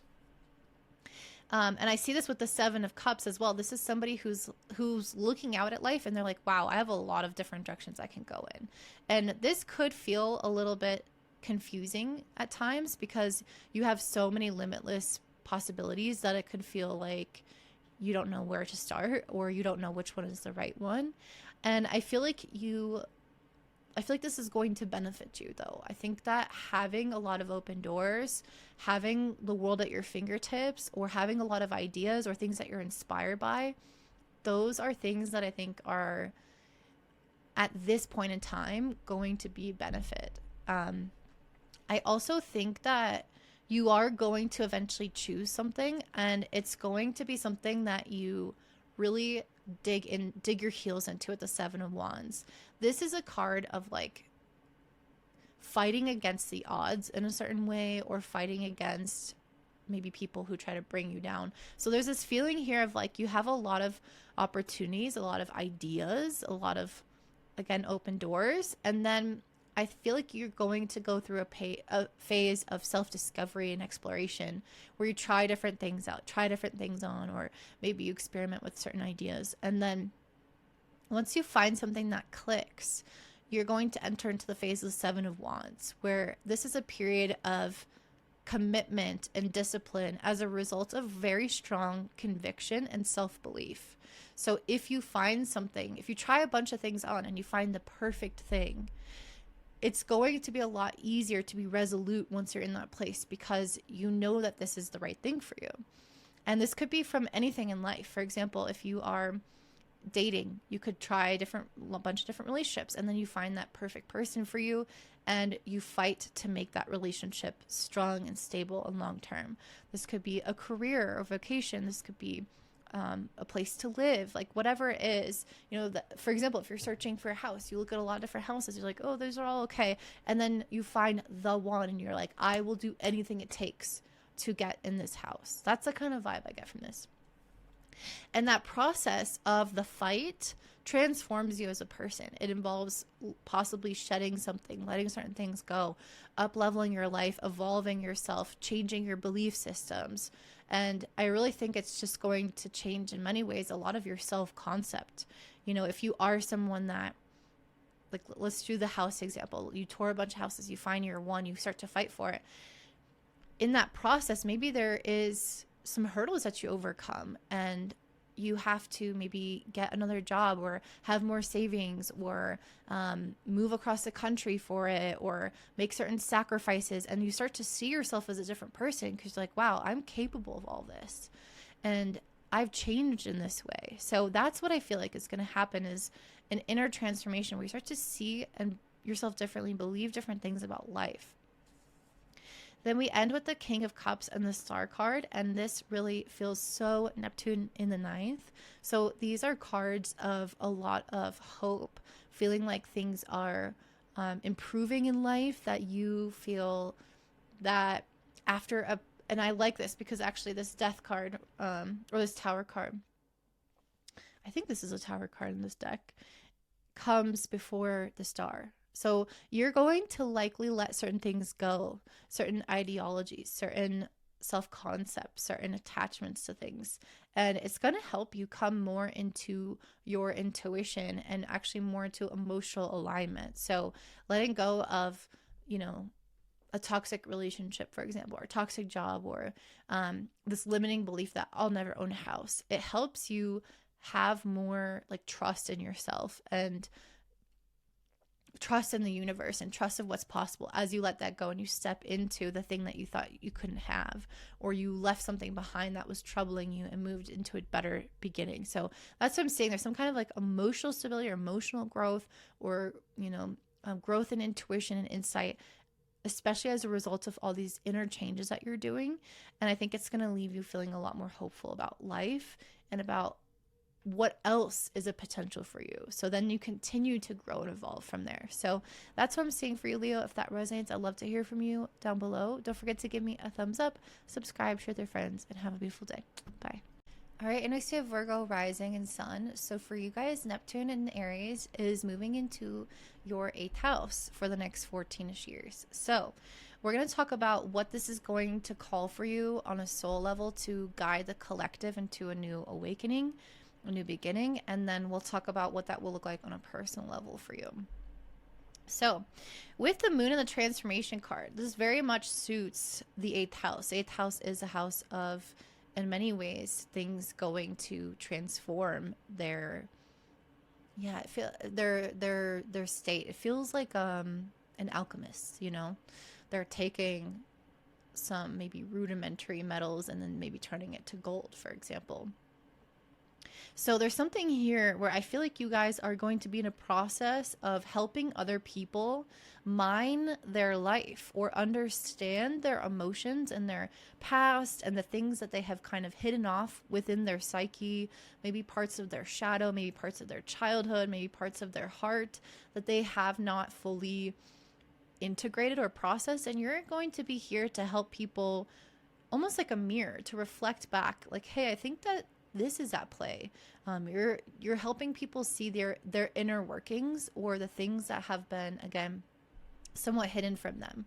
So I think that you're here to help them do that, as well as, again, kind of mine their life in some type of way and transform those elements. So maybe as they go through this process of unveiling certain elements of their psyche, maybe they find things that they don't like. Maybe they find things that are uncomfortable or that are traumatic or whatever. And you're here to help them turn that into a useful experience, into something that is going to provide them wisdom and knowledge to help them move forward, something that is going to potentially be fertile soil for maybe something else in their life, like something that they could end a cycle with in their family and teach others, or maybe something that they go on to do for work because it informs them on more of who they are and what they're capable of. There's just something here. It's like you're transforming the experience from something traumatic into something useful and helpful for the brain and the body. So that's the first message. I also feel like you guys are really coming into a phase of acceptance, more of different aspects of the self. And with this rewilding card, this is something that I was getting in your personal journey, and we'll talk about that in a second. But I really feel like you guys are also going to be going through a rewilding. So the 8th house, I feel like that people use it a lot in terms of like issues with power or control. And I feel like there can be something along that line when it comes to self-control, you know, having like different parts of yourself contained and having a fear of letting them out. When Neptune moves into this area, it's very healing for those very neglected aspects of the self, the unseen shadow aspects, for example. And it's also very healing for the parts that we have maybe had shame around. So I think that this rewilding is saying that you guys are going to be coming into a little bit more of a phase of like an I don't give a fuck kind of attitude of I'm here and I'm who I am and I'm authentic in who I am, and I'm not going to hide and have shame for these aspects of my personality, even though they're not perfect. And I'm going to move towards what I like in a way that may be taboo. It may ruffle feathers. It may be something that goes against what society thinks about on a day-to-day basis, but that's what I believe or that's what I'm into, and so I do it anyway. So there's something here of like not accepting the containment or to be defined or put in a box by the world or by yourself. And I feel like you're going to be going through that yourself and really helping others with that as well. The new beginning card, I feel like, just speaks already to what I said about taking something that exists and making it into something more useful. I think it's going to create a new beginning, a new cycle. So you're not just like in this energy of repeating something or holding on to what it used to be. It's a fresh start here where you get to utilize that energy into something that feels fresh and new, something that doesn't cloud your judgment or something that doesn't hold you back or weigh you down. So I think you're here to help other people in their life have these fresh starts for themselves and cut away from things, old people, old cycles, old thoughts, old patterns that were really, again, weighing them down, and come to this place of feeling free. Okay, so what's happening on a personal level for you guys? So we start off with the Page of Fire, Page of Wands in reverse, and the Hierophant in reverse. So really with these cards, this is what I was getting with the rewilding. This to me is like somebody who's kind of in a phase of maybe rebellion, or like wanting to find something super authentic, wanting to do things differently, and kind of breaking free from some type of mold. So if there's anything in your life that you have felt like you've somehow restricted yourself with because it had to live up to a certain standard that maybe you didn't even set, the society set, or there was a certain expectation or a certain timeline or something where it's like, well, I can't go to school for that because then I'm going to be graduating in my 40s and that's too late and da da da. Or I can't do that career because people at my work will think it's weird that I read tarot and do this work on the side. So it's like getting out of some kind of frame of view where you guys are going to come into a phase of not being afraid to think outside of that frame and to see how you as an individual are interested in something that maybe the society doesn't truly understand, because the 8th house is known as like the house of taboo topics. So I just think that you guys are going to be a little bit more in a phase of like open-mindedness or just rebelliousness or quirkiness. Like there's something with that you guys are going to be embodying a lot more of. The 5 of Swords to me definitely indicates that there is a potential for this to have some pushback, for people in your life to not understand it. People, I think, might disagree with certain choices that you make in this period of time, this long period of time. So it could happen really whenever in the next 14 years that you say something or you do something or make a certain choice in your path that other people are like, you're going to just leave your marriage. Why would you do that? But the 8th house is a lot of that period of like ending something that is no longer healthy. And Neptune in here is especially healing of the things that make us feel ashamed and make us fall in line because of that shame. And so I think that you guys are going to be coming into a phase of healing a lot of this, and you might get pushback from people still, but it's not going to hit you as hard because Neptune is going to allow you to have this kind of compassion for the self and maybe for them as well, where if people are trying to like control you or put you in a box or define you, or they want things to be a certain way for your life, I think that I just feel like you're not going to go along with that. If this is a shared life, because 8th house is also intimacy and where relationships come together, I think that you might make decisions that affect your partner or affect your family or people that share your life with you. And it could initially cause some level of upset, especially if you do decide to, just like make any changes that affects them basically, or leave them, or not to say that you're going to leave them, but I just say leave because like Neptune has a lot to do with things kind of wrapping up or dissolving in our life. So if there is any unhealthy attachment, I could see that like creating a dissolve of that.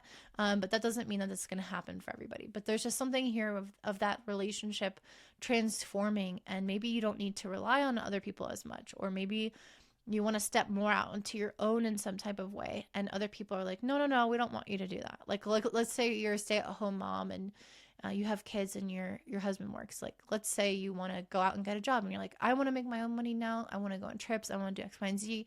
That sense of independence and kind of going your own way might create a little bit of friction. So be prepared for that. But whatever that does for you is going to lead you to a really positive place. So even though there can be this friction, you're going to really be stepping into your power as a manifester with this Magician card. I think you're going to see how capable you are on your own 2 feet, how you have a lot more kind of this resourcefulness within you and a lot of power of bounce back. So if you do leave any type of situation that is unhealthy, or if you do move into a field that is, quote unquote risky, or if you do something that other people disagree with in some way because of elements like that, I think that you're going to have a lot of this kind of bounce back energy where you don't fall on your ass as a result of taking that kind of chance for yourself. I think that you're going to have really strong powers of manifestation from that. And I can see that with the King of Pentacles, you guys are going to make a lot more money. I don't know what this is going to involve, but I think whatever lifestyle changes or direction changes you decide to go with, it's going to put you into a much more financially prosperous place, or a much more independent place where you have the say over something in your life that before you maybe were a little bit more reliant on somebody else for. And with the Six of Swords, I feel like you guys could be going, like on a literal sense, you guys could be traveling. In a more metaphorical sense, there could be some type of transition in your life where things maybe felt like, again, I feel like at first you're going to kind of push back against an existing thing that you're relying on, and you're going to do something in your own way. And it's going to create some type of friction and judgment, but then you get into this place where you have a breakthrough and it creates stability for yourself and independence for yourself. And then things start to go into calmer waters, because it's almost like you've proven to yourself and others that this is validated, that this works, that this was a good idea. It's like things get settled into place. So it's something here around no longer having this uphill battle when it comes to wanting to do something, no longer feeling like, you know, this weird type of career that I'm doing is hard to have a breakthrough with. And it's like, no, now I'm finally having that, and I've proven to the world that this is successful. Or if it's, again, like a stay-at-home mom, like maybe it takes a second to get into the groove of being in the workplace, and then you find something that really works for you guys, and then it actually enhances the partnership and makes things calm again. So there's something here of like, don't worry, things will calm, things will transition in your life. And they might have a little bit of friction at the initial point of transition, but it is going to actually lead to greater stability as you decide to move into a different type of chapter, something that's more authentic to you, and something that's a little bit less like fear-driven or controlled or defined by others. So that's what I'm seeing for you, Virgo. If that makes sense for you, if that helps you in any way, I'd love to hear from you in the comments down below. Don't forget to give me a thumbs up, subscribe, share with your friends, and have a beautiful day. Bye. All right, it makes you have Libra, rising, and sun. So Neptune in Aries is going to be transiting for the next 14-ish years through your 7th house of relationships. And I'm going to talk to you about what this is going to look like for your role in society. So like, what are you here to help people do, or to learn, or to awaken to with Neptune moving into Aries? And then we'll talk about how this will affect you on a personal level. So starting off with the cards, we have the patterns cards. So I think a big part of what you're here to help people do is recognize where there are certain patterns occurring. And because this is happening in the area of relationships for you, I think that this is going to be a very direct one-on-one type of interaction where you have a friend or a family member or someone that you're in relationship with, and you mirror to them, or a client, for example, a one-on-one client.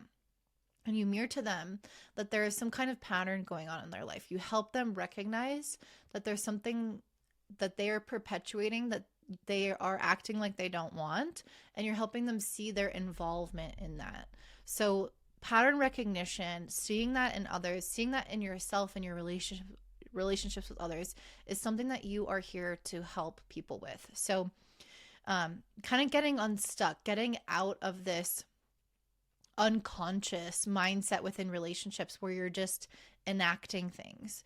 Neptune brings a sort of intuition into relationships, and so I think you're going to be very perceptive of others, and you're going to have an instinct of how to guide them, what to tell them, and what kind of direction to point them in when it comes to helping them understand themselves and their patterns and how they're showing up to relationships in their life.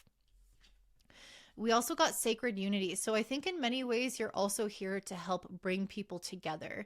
Neptune is basically symbolic or synonymous with this card, because Neptune is about dissolving boundaries, and it helps create this feeling of connection or a collective consciousness or this feeling of sacred unity. And so I think that you are quite literally going to be representing a kind of a pillar of light. Maybe you will bring people together. Maybe you will help, again, dissolve some of these patterns or boundaries between people that have kept their walls up, or that have made them feel like they're not included, or like they're alone. And there's something here as a Libra, you understand the power of coming together.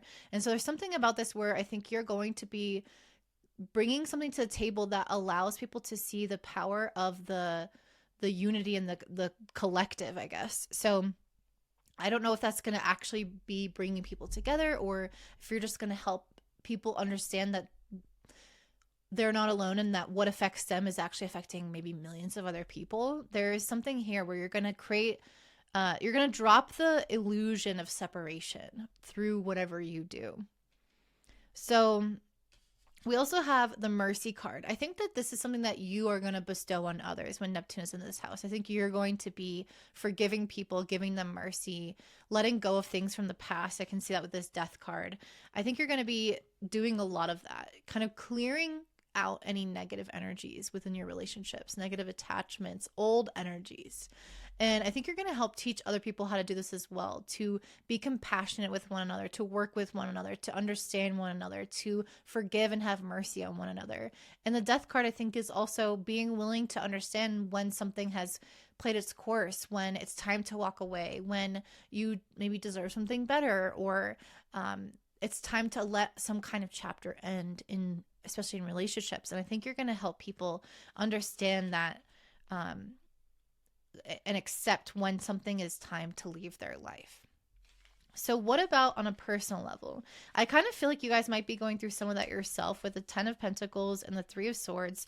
It feels like there's something about your sense of stability within relationships that may be uprooted, because Neptune, again, does tend to dissolve things and create confusion, or like a redistribution of energy. So it used to be this solid thing that moved in this direction, and then Neptune kind of creates this diffuseness, so it's not moving in that direction, or it doesn't have those solid boundaries anymore. So in a relationship perspective, things that you once maybe felt really solid with, like, oh, I've been friends with this person for 10 years, or I've had this client and I've done this job with this business for X, Y, and Z years, and of course this is, you kind of take it for granted in a way of like, of course this is going to be there.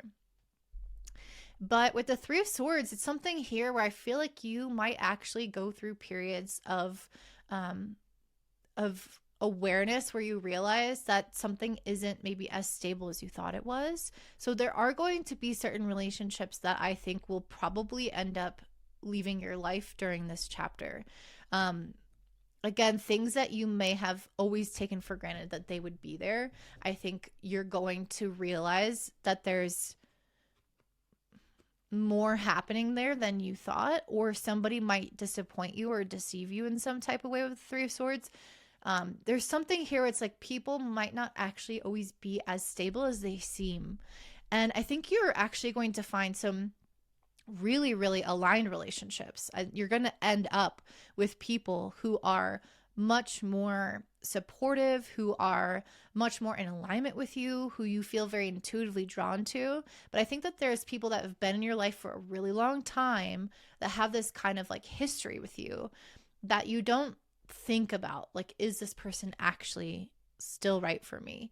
And when Neptune moves into Aries, I think you'll come into more of a soul and existential questioning, and you'll start to see some behavior with the 3 of Swords that you realize, actually, this makes me feel this way, and I feel drained when I leave them, and I feel like they don't ask me about myself, or maybe they actually do some type of thing that is clear that they're hurting you. But there's something here where it's like you feel some dissonance, where it's like, oh, this thing used to always feel stable, and now it feels like I'm becoming more sensitive. Where Neptune goes, we become sensitized, more aware. And I think within the area of relationships, you're going to become a lot more aware of where the people and the things that have always been there, maybe you've overlooked some things. Maybe you are enacting certain patterns and you're realizing, hey, this is a pattern, and you're becoming conscious of it, and you're seeing that it's actually hurting you. And so the 3 of Swords here is like really speaking to getting out of the discomfort by being willing to challenge the people or the things that have been in your life for a really long time, and being willing to look for something deeper or something more aligned. With the Strength card, I think it's going to take you a lot of courage to be able to stand your ground with something, or to hold a boundary, or to say no to somebody, or to cut somebody out. I think it's going to take a lot of courage for you. And this is kind of a challenge for you because this is the sign opposite you. So it does involve some kind of personal soul growth and personal awakening in a direction that is counterintuitive to your nature. So it is trying to establish a sense of courage and independence and being willing to do something that feels like a risk in a certain way or feels like a challenge. And, you know, Libras, they often want everyone to get along. They want things to be beautiful. They want things to be fair. And sometimes in relationships that leaves you last. And so with this Neptune and Aries, I think that you are going to be compassionate, but I also think that there are going to be times where, especially with Saturn here, you know, in the first couple years as well, I think there are going to be times where you're going to have to hold your own, where you're going to have to be independent or hold that boundary or hold that no, even if it creates a little bit of like feeling of disconnection with others, because that's what you need for yourself.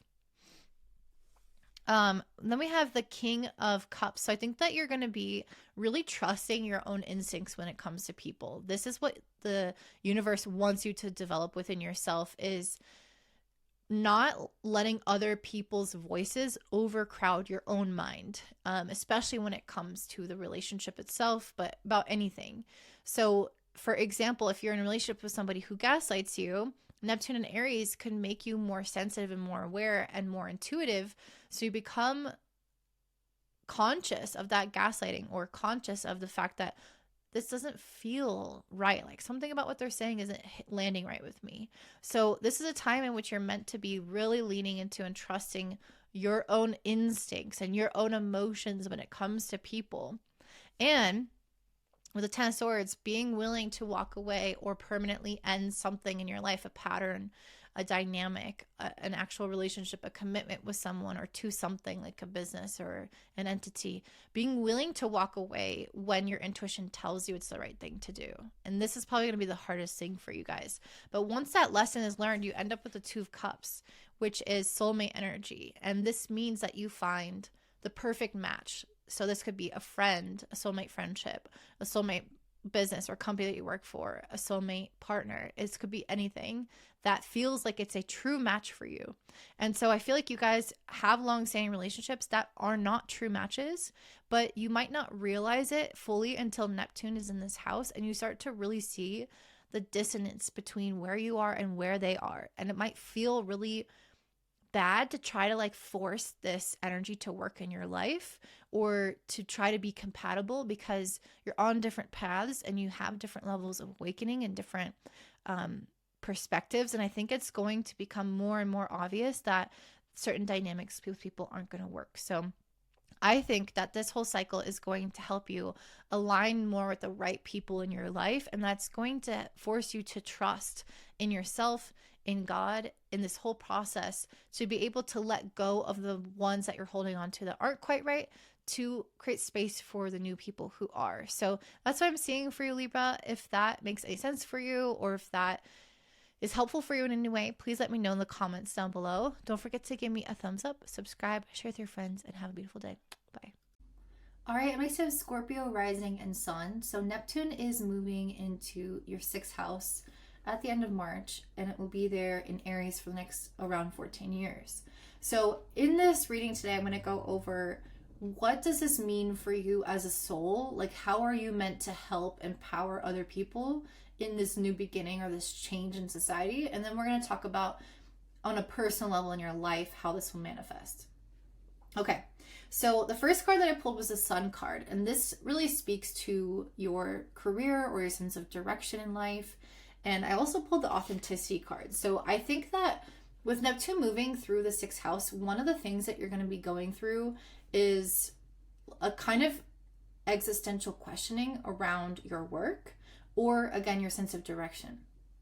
I think that some of you guys will be asking, does this fit me? Does this suit me? Is this where I'm meant to go? Is this what brings me joy? And if the answer is no for any of that, you may change directions, especially this Death and Magic and Transformation card. And so I really feel like a big part of what you're here to help others do is help them discover if for themselves something aligns in an authentic way, if it lights them up, if it brings them joy and represents who they are as a person.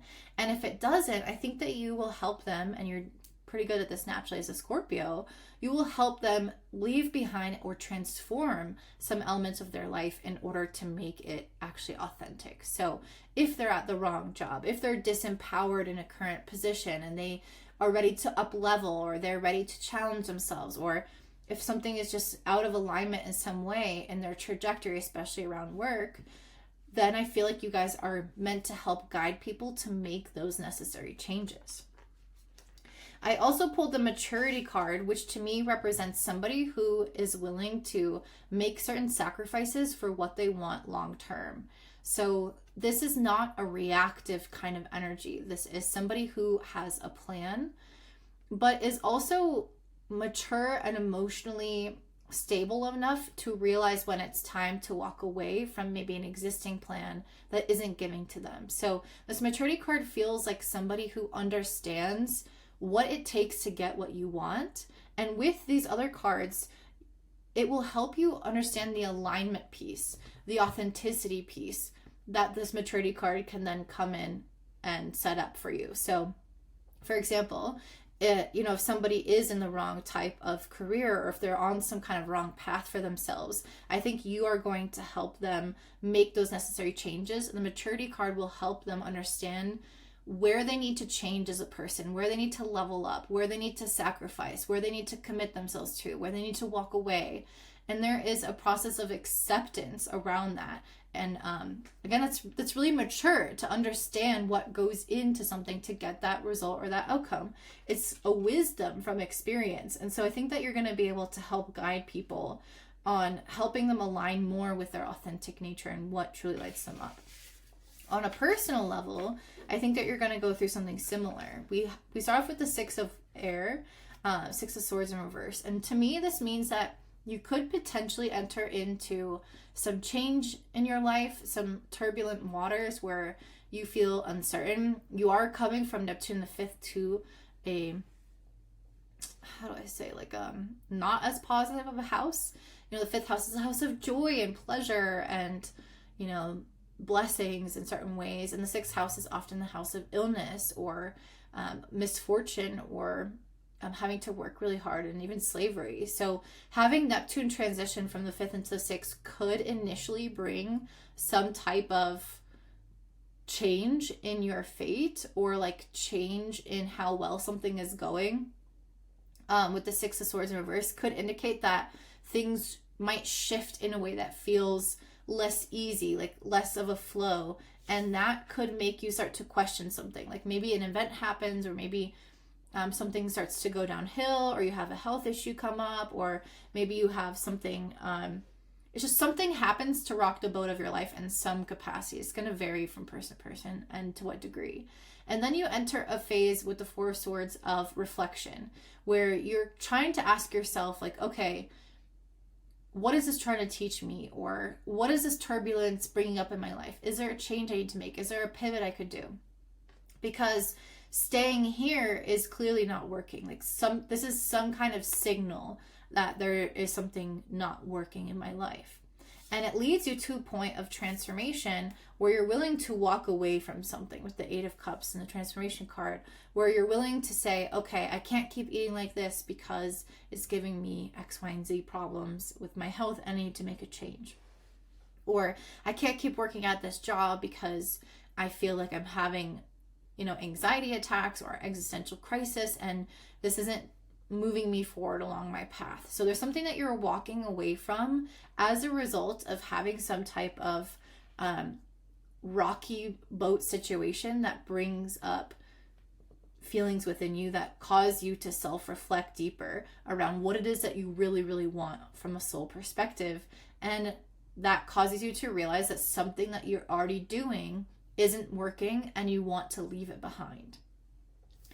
This could involve, for some of you, potentially leaving some type of prestige with the World in reverse, the Six of Wands in reverse, or trying to detach from this. So it could be either one. So if you, for example, have a really good paying job, but you are really stressed from it and you're really not feeling like your heart is in it anymore, you might decide to walk away from it. And it could feel a little bit scary at first, but Neptune helps with this, where it helps us attach more to our soul worth and our soul value rather than this material success. So some of you guys could have some type of change in that area where, you know, before you were defined by this job and this role and this status, and then you walk away from that, and then it's a much more authentic experience and spiritual experience to try to find the thing that suits you rather than what the world tells you is the beneficial thing.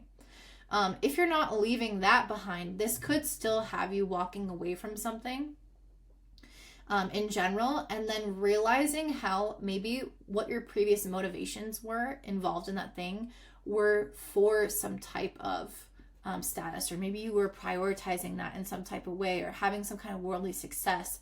And I feel like Neptune is such a spiritualizing influence that it will help you really see what matters. What are the priorities truly in your life?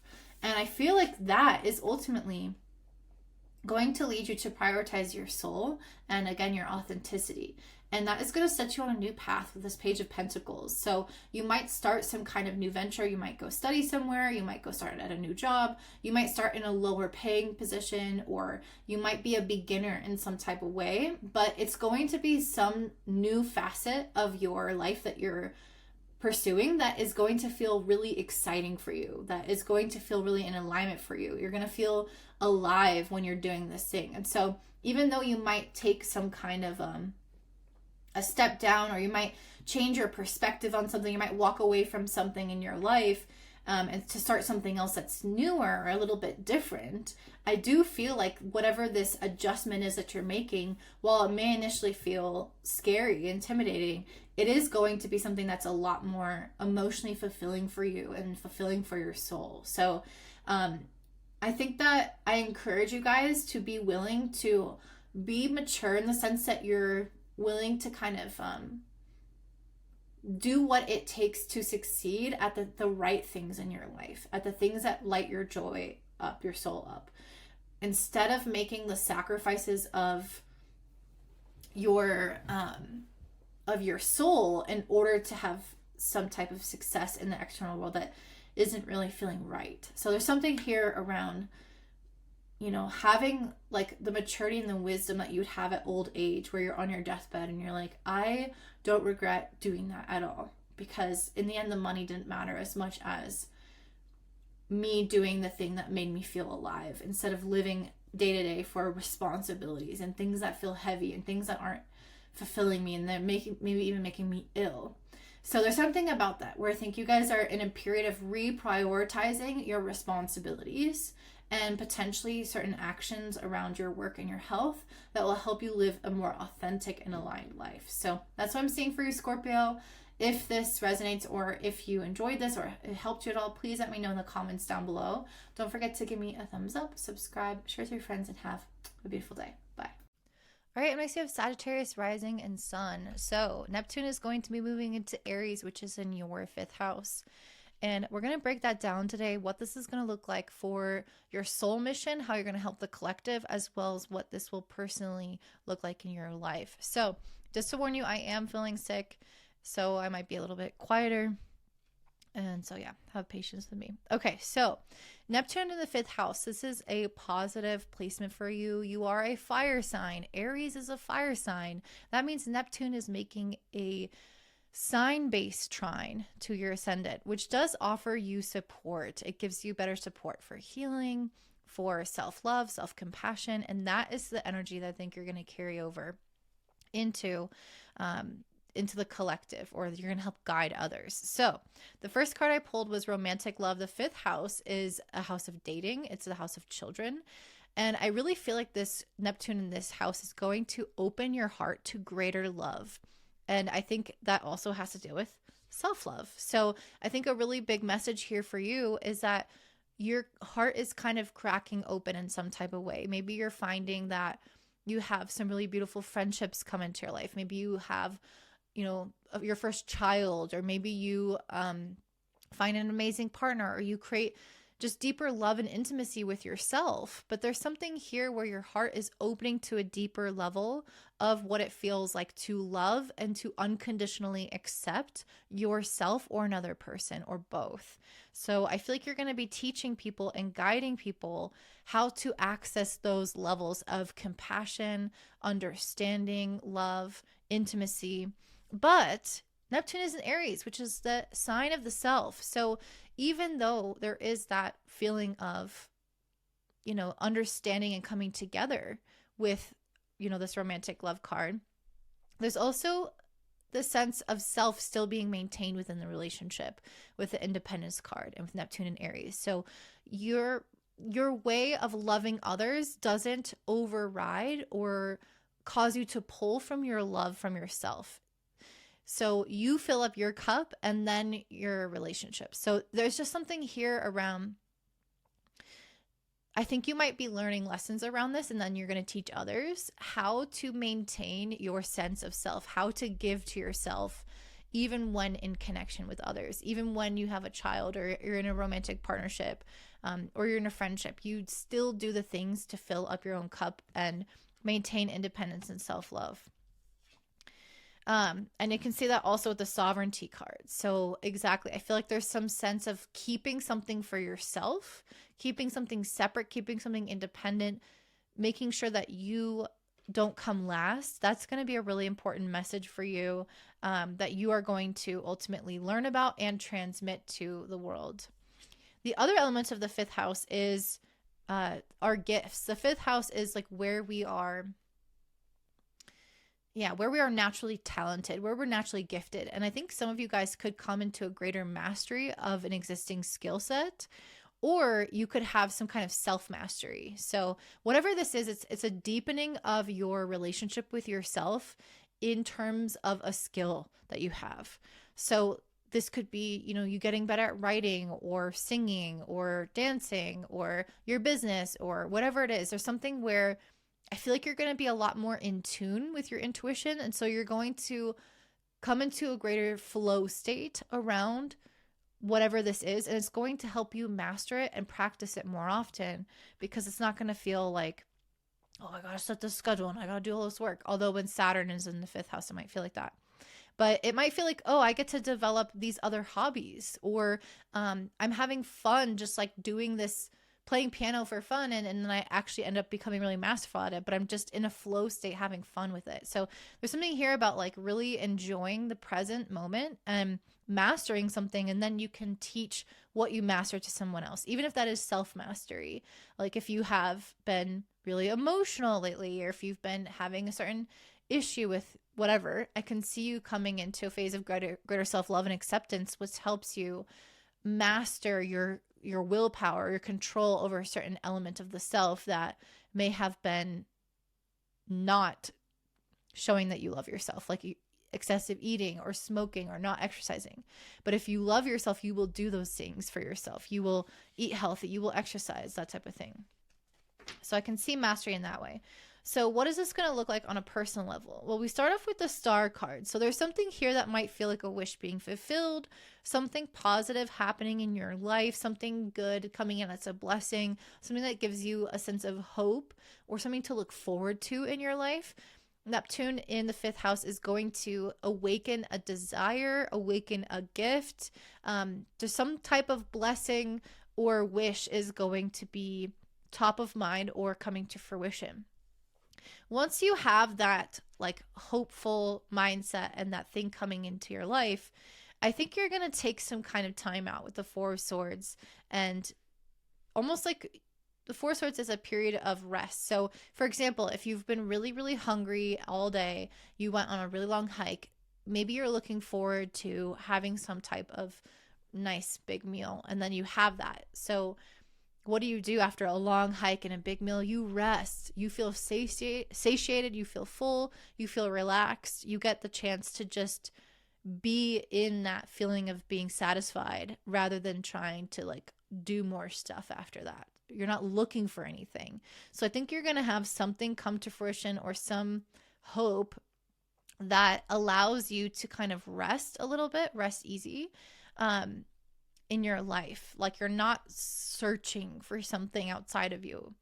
And this, I think, is going to lead you to some type of like position of leadership or some type of like legitimacy, or you could go and formalize something. The Hierophant is like, okay, you go and get married, or you become a teacher of a group, or you see yourself now as a parent if you just had a kid, or you see yourself now as a homeowner if you just bought a house. There's this feeling of like, okay, I did this thing. I'm happy that I have this thing now, or that I received this thing and I'm sitting here and enjoying it. But I'm also seeing myself in a new light of being somebody like official, or something that like some kind of identity up level, or viewing yourself in a more mature way where you now like your self-concept kind of adjusts in a positive way, where again you're like advancing in some capacity, and you like take yourself seriously in that area. Not that you're not having fun, but it's like you're just legit, I guess.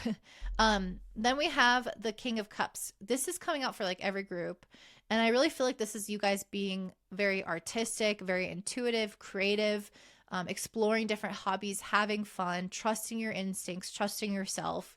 And this just feels like Neptune in general, where we're all really connected to our emotions and our sensitivity and our intuition. So I think we're all going to benefit from that.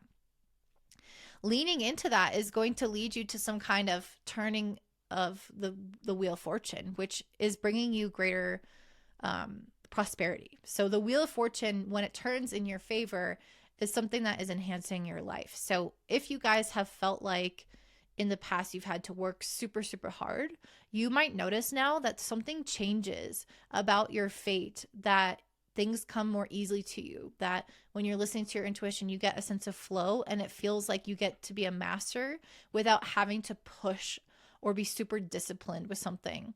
It might require you to up level, like, and you might become disciplined, but it's a natural feeling of it. It's not like this forced, like I have to work so hard and really like put my nose to the grindstone. It's like you might actually be doing that, but it feels like a labor of love, a labor of like something that inspires you, something that excites you, something that you get up in the morning, you're stoked to do, so that when you're done, you're really proud of yourself and what you've accomplished, but you don't feel all the effort you put in along the way. And that is what's going to turn this Wheel of Fortune in your favor to get you to some kind of lasting success. And I see that with the Hanged Man. I feel like the Hanged Man and the Emperor, you're going to get this position of authority, of prestige. You're going to accomplish something. You're going to show yourself that you're very in control of something. Maybe you master something really well, again, because you're just in this flow state and you don't have to like think about it, but you just become really masterful and you become some type of authority on the subject, or you are just really skilled at it, or you advance in some way. There's something like that. There's something about your life like up leveling and becoming more like some type of like you're now having some type of title in society. Like I'm an author, I'm a mother, I'm a teacher, I'm a doctor, I graduated, like something like that, where you've accomplished something and you're now like, I'm a homeowner, I'm a married person. Like you're having some type of title put onto what you're doing, and the effort that you've put into something to make something happen. And I think with the Hangman, it's going to change your perspective on yourself. I think it's going to change your perspective also on like how work is accomplished.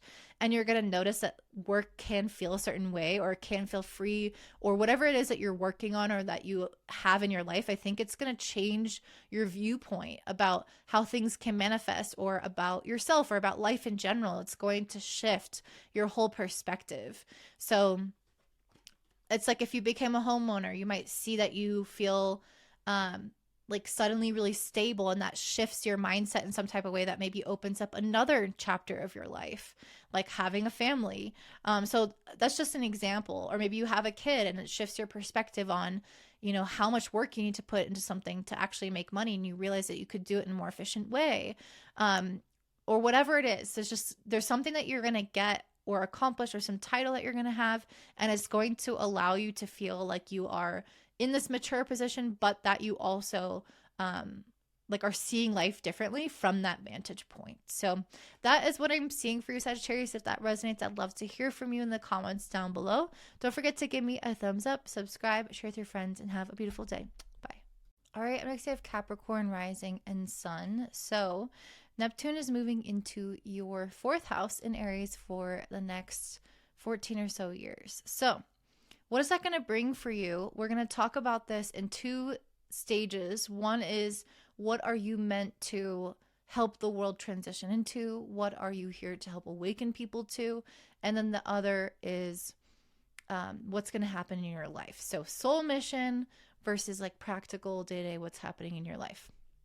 Okay, so starting off with soul mission. So I pulled the ambition card. It's interesting because, you know, Capricorns, they do tend to be ambitious, and this is Neptune is coming into a square with your ascendant. So Aries as a sign squares Capricorn, and it does create this energy of friction and the potential for reinvention and change that is a little bit more prominent for all of the cardinal signs, you being one of them. This also reflects into your career sector, because any house will also kind of activate the house opposite it in some way or another. So with the ambition card, this does to me speak to the 10th house, does speak to your innate nature as well. And I think Neptune moving through the 4th is going to have you reconceptualizing your idea of what is ambition or what is stability, how much work do you do, how much do you play, how much do you rest, all those kinds of concepts. And I think that you're here to help guide people to understand what the truth of their nature is deep inside of them, which is 4th house, and how that can translate into material success in the external, which is the 10th house. And I see that with this truth card, is you're helping people understand who they truly are, what they truly want, what they truly stand for, and peeling back the layers of the surface to see what is the essence of someone underneath it all. And that's what Neptune does. It connects us to our soul, especially in the 4th house. So I think you're guiding people to connect more to what really matters to them, and then find out how to translate that into material success in the world. I think also you're going to help people see what they are devoted to. As a Capricorn, you understand investment, you understand time, sacrifice, and devotion to something to make it a reality. And so I think you're going to also help people understand, what are they currently devoted to? What are they currently spending their time on? What are they currently emotionally involved in? And how can they align more with what they really, really want, so that they're not wasting any of that. I also think Neptune in the 4th, I mean, it's going to bring you a sense of inner peace, because the 4th house is one of the houses of rest. It's the most behind the scenes or hidden house in terms of visibility with the sun. And you are going to have Neptune here, which is also planet of rest. So I think you're going to come to like a little bit more of a sanctuary within your home, have a little bit more inner peace. It's going to bring some healing when it comes to your inner world. And I think that's what you're going to translate to everyone else as well. Then maturity. And I feel like this is Saturn, this is Capricorn energy already. So I think you're going to bring maturity into people's lives and situations. And I think that comes a lot with prioritization, your values, what you're spending your time on, and understanding what something takes to get what you desire, or understanding what really matters when you're on your deathbed. Those are all things that you, I think, are naturally good at, that you're going to show the world with Neptune and Aries. So what's going to happen to you on a personal level? We start off with the King of Swords, and this, I think, speaks that truth card. You guys, I think, are going to come to a place in your life where you see yourself in a more honest and reflected way. So Saturn is also going to be transiting into Aries, into your 4th house. So it might be a combination of both of these planets initially in this house together that brings us, because Neptune can create confusion sometimes. But it can create confusion in the mental plane, but in reality, it does kind of cut through and help you get to the essence of your soul and what your soul tells you, what your intuition tells you. I think this paired with Saturn is going to bring you some like hard-hitting facts about yourself, some realization, some awakening, some truths that you're going to come to. And I think it's going to potentially be related to your work and your role in the world and the responsibilities that you take on. With the Emperor and the Ten of Pentacles, or your relationship with money, your relationship with stability, your relationship with ambition and desire, and again, work and productivity. I think that the King of Swords here is saying that you might have some really great ideas on like what it is that you really want and how to bring that into reality.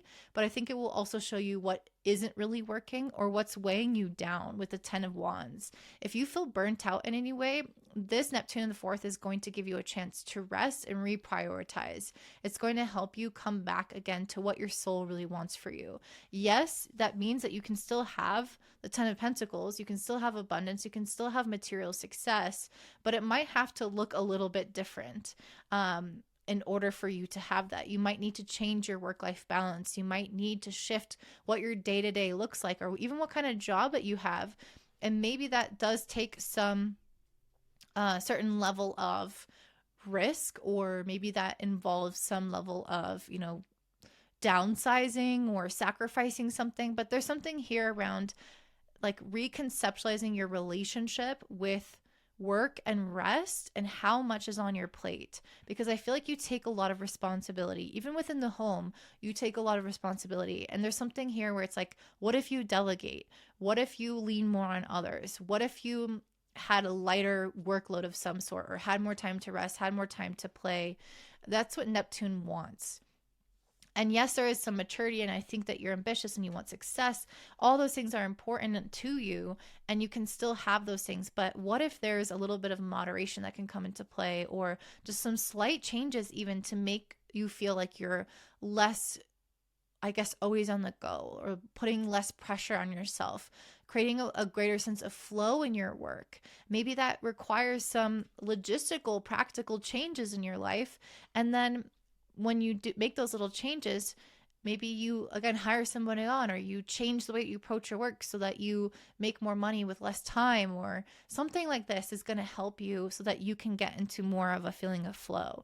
With the Knight of Cups, I feel like you're meant to be embracing a period of creativity and definitely flow. This is a card of somebody who's really inspired. This is like the dreamer, the romantic at heart, the person who has maybe a lot of hobbies or goes on trips and they do fun things that they really enjoy with their friends. And it's like they spend time on emotional matters, on the things that light them up from an intuitive and emotional place. And so I feel like if you've been so practical, you've been working so hard and you get tired, and something about that is going to feel like it's not working. And when Neptune shifts into the fourth, it's going to help you realize that life can feel different. Life can feel fun. Life can feel easy. Life can feel like in a flow and still safe and abundant for you.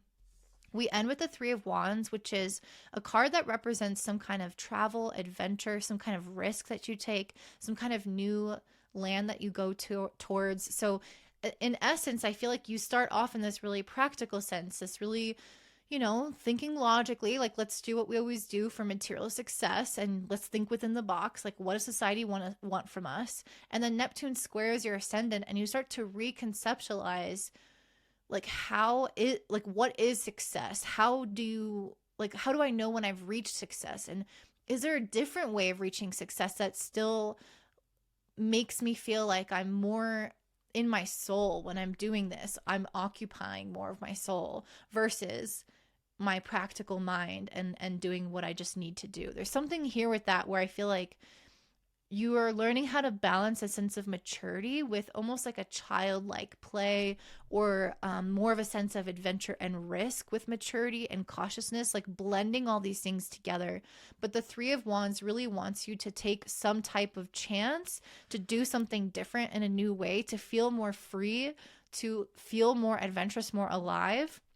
And that's going to look like working outside of the box, shaking things up, and not just being super diligent and practical all the time. So that's what I'm seeing for Capricorn. If that makes sense for you, please let me know down below. Don't forget to give me a thumbs up, subscribe, share with your friends, and have a beautiful day. Bye. All right, next we have Aquarius rising and sun. So for you guys, Neptune is moving into Aries, which is in your third house. And we're going to break it down today, what that's going to look like for you on a personal level, but also what your role is in the collective in order to help kind of awaken the collective in some form. So Neptune moving into the third house. The third house is the house of the mind and of the consciousness. And it's also very much associated with the feminine and with family. And in many ways, it kind of builds off of that and how we bring our awareness around our family into the more mental plane. So there's something with that, because I feel like you guys are coming into a phase of helping transmit certain messages either through your actions or through teaching people. But I feel like you're going to come into a phase of a little bit more acceptance in your day-to-day life, of flowing with your energy levels and not maybe being super busy. This might not necessarily pertain as much to like the first couple of years when Saturn is also in the third house. You might be busy then, but eventually you're going to get to a place, especially after these like next 2.5 years, where things start to settle down and you embrace more self-care. You embrace more feminine energy. You embrace more time for a rest. It feels like you're coming into more of, like more of a connection, I guess, to the family, to the home. Maybe you're at home more, maybe you're resting more. Maybe you're just promoting some level of the feminine energy where you're able to receive and not always have to do everything yourself or be super busy all the time and have all the world on your shoulders. There's something here around like taking a load off and transitioning into a period of greater ease, and how that somehow connects to like one's family or one's home as well. And so I think that you're going to be teaching people through example how to find their inner peace, how to find a feeling of rest, and acceptance maybe with like where things are at in life for you. So I don't know, it feels very much like a surrender to the day-to-day momentum of life, rather than trying to like always have your shit together and always get so much done and be super productive and this and that. And it feels a little bit more like you are valuing and prioritizing in the mind and in your home and in your body and in your day-to-day life a more feminine or not passive, but a receptive approach to life, where if there are seasons for things, there are times for things, you can work hard at certain times, you can rest at certain times. It just feels like it's a little bit more of an ease in that sense. I also pulled secrets in the past. So there might be something about the way that you are living your life that you are kind of like, this made me think of the past in the collective sense, and how we have moved into a time where we value so much like productivity and masculine energy and capitalism. And I feel like while we can value those things, we can also value feminine energy, time with family, time to rest, creative ventures, things that are not inherently financially always valuable. And I feel like there's just something here with like secrets in the past where you're helping people unlock more of like the true reason for living, and more of maybe slow living or understanding how to balance one's energies, and looking to the past in many ways for how we maybe lived without as much technology, or how we maybe had more time in nature, more time surrounded by people, more time in community, more time with our loved ones. Just something about that where I feel like you guys are going to be, you're meant to help people come back to a simpler way of life, or to how things like what was beneficial in the past. Not everything, not copy and paste, but there's an essence of how things used to be that made us more connected and also more grounded, and again supported more of that feminine energy and value that more. So what is this going to do on a personal level? Like, how is this going to translate for you? So we have the Page of Cups. So the Page of Cups to me really points to feeling very creatively inspired.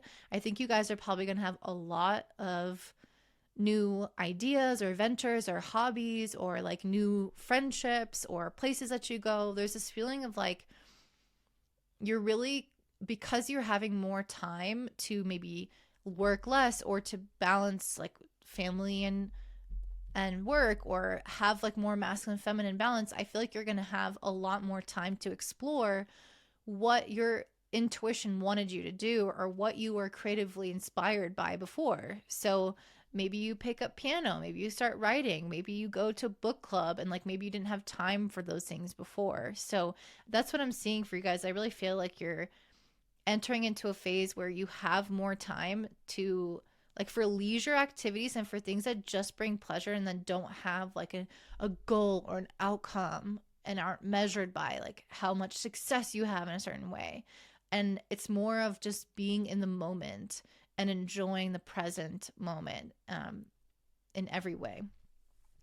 We also have the Five of Pentacles. So this could indicate potentially, as a result of doing this, that you are not valuing financial success as much anymore, and maybe you're taking some kind of pay cut, or you're willing to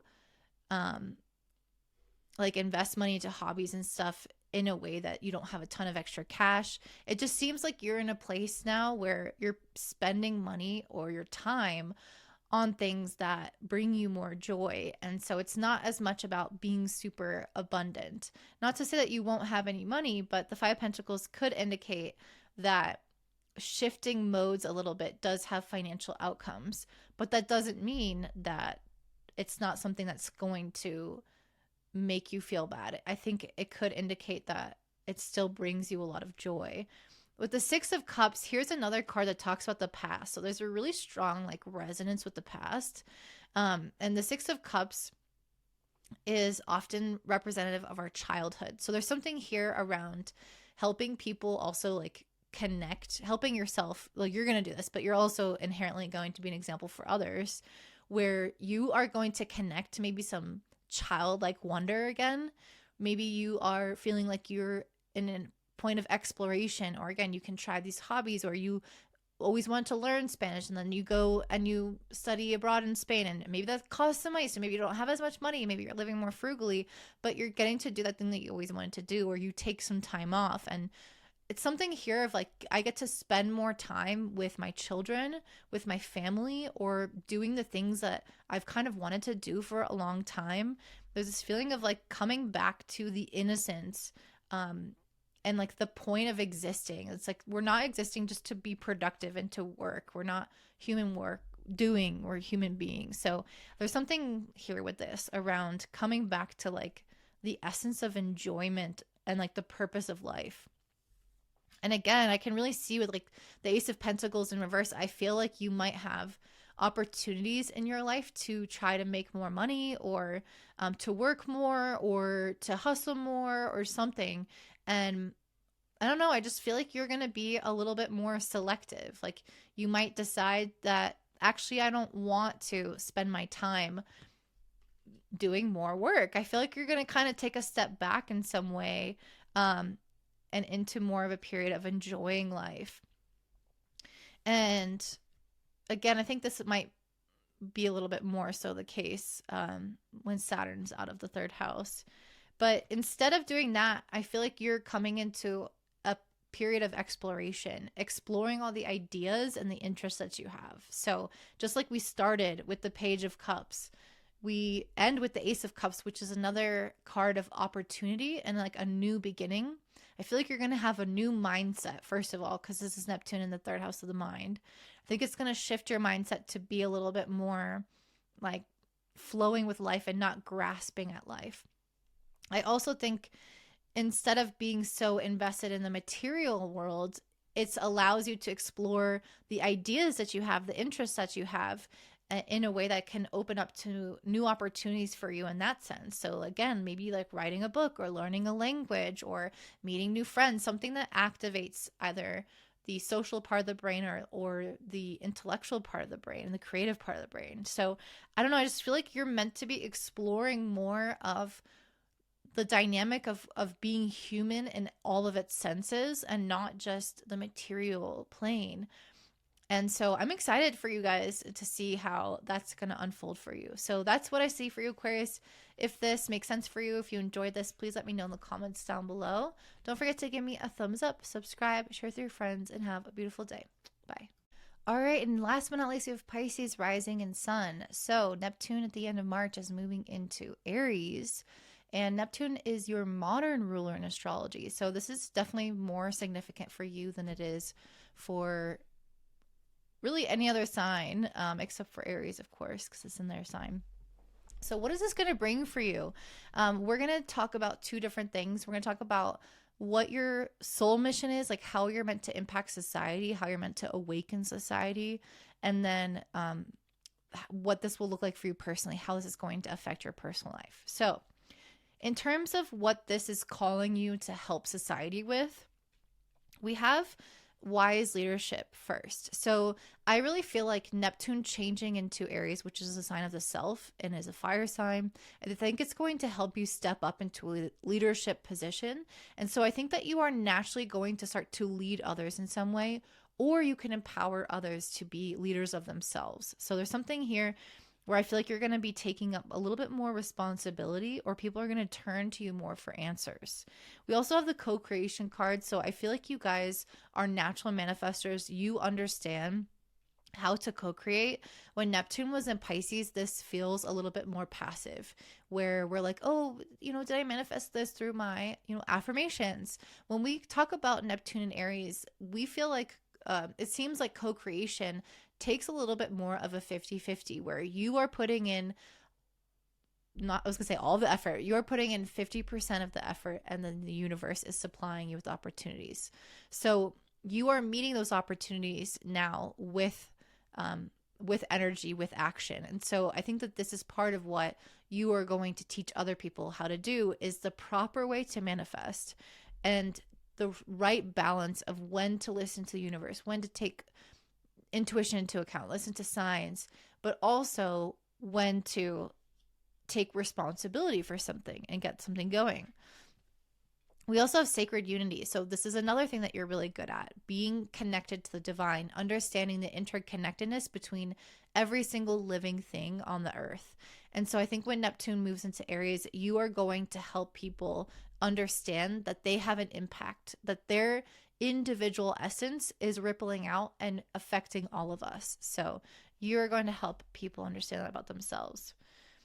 We also have autonomy. So again, this kind of goes with the wise leadership message, where I think you're going to be coming more into your essence as an individual, and you're going to help empower other people to be self-reliant in certain ways, or at the very least to have this more kind of individualized and unique connection to spirit.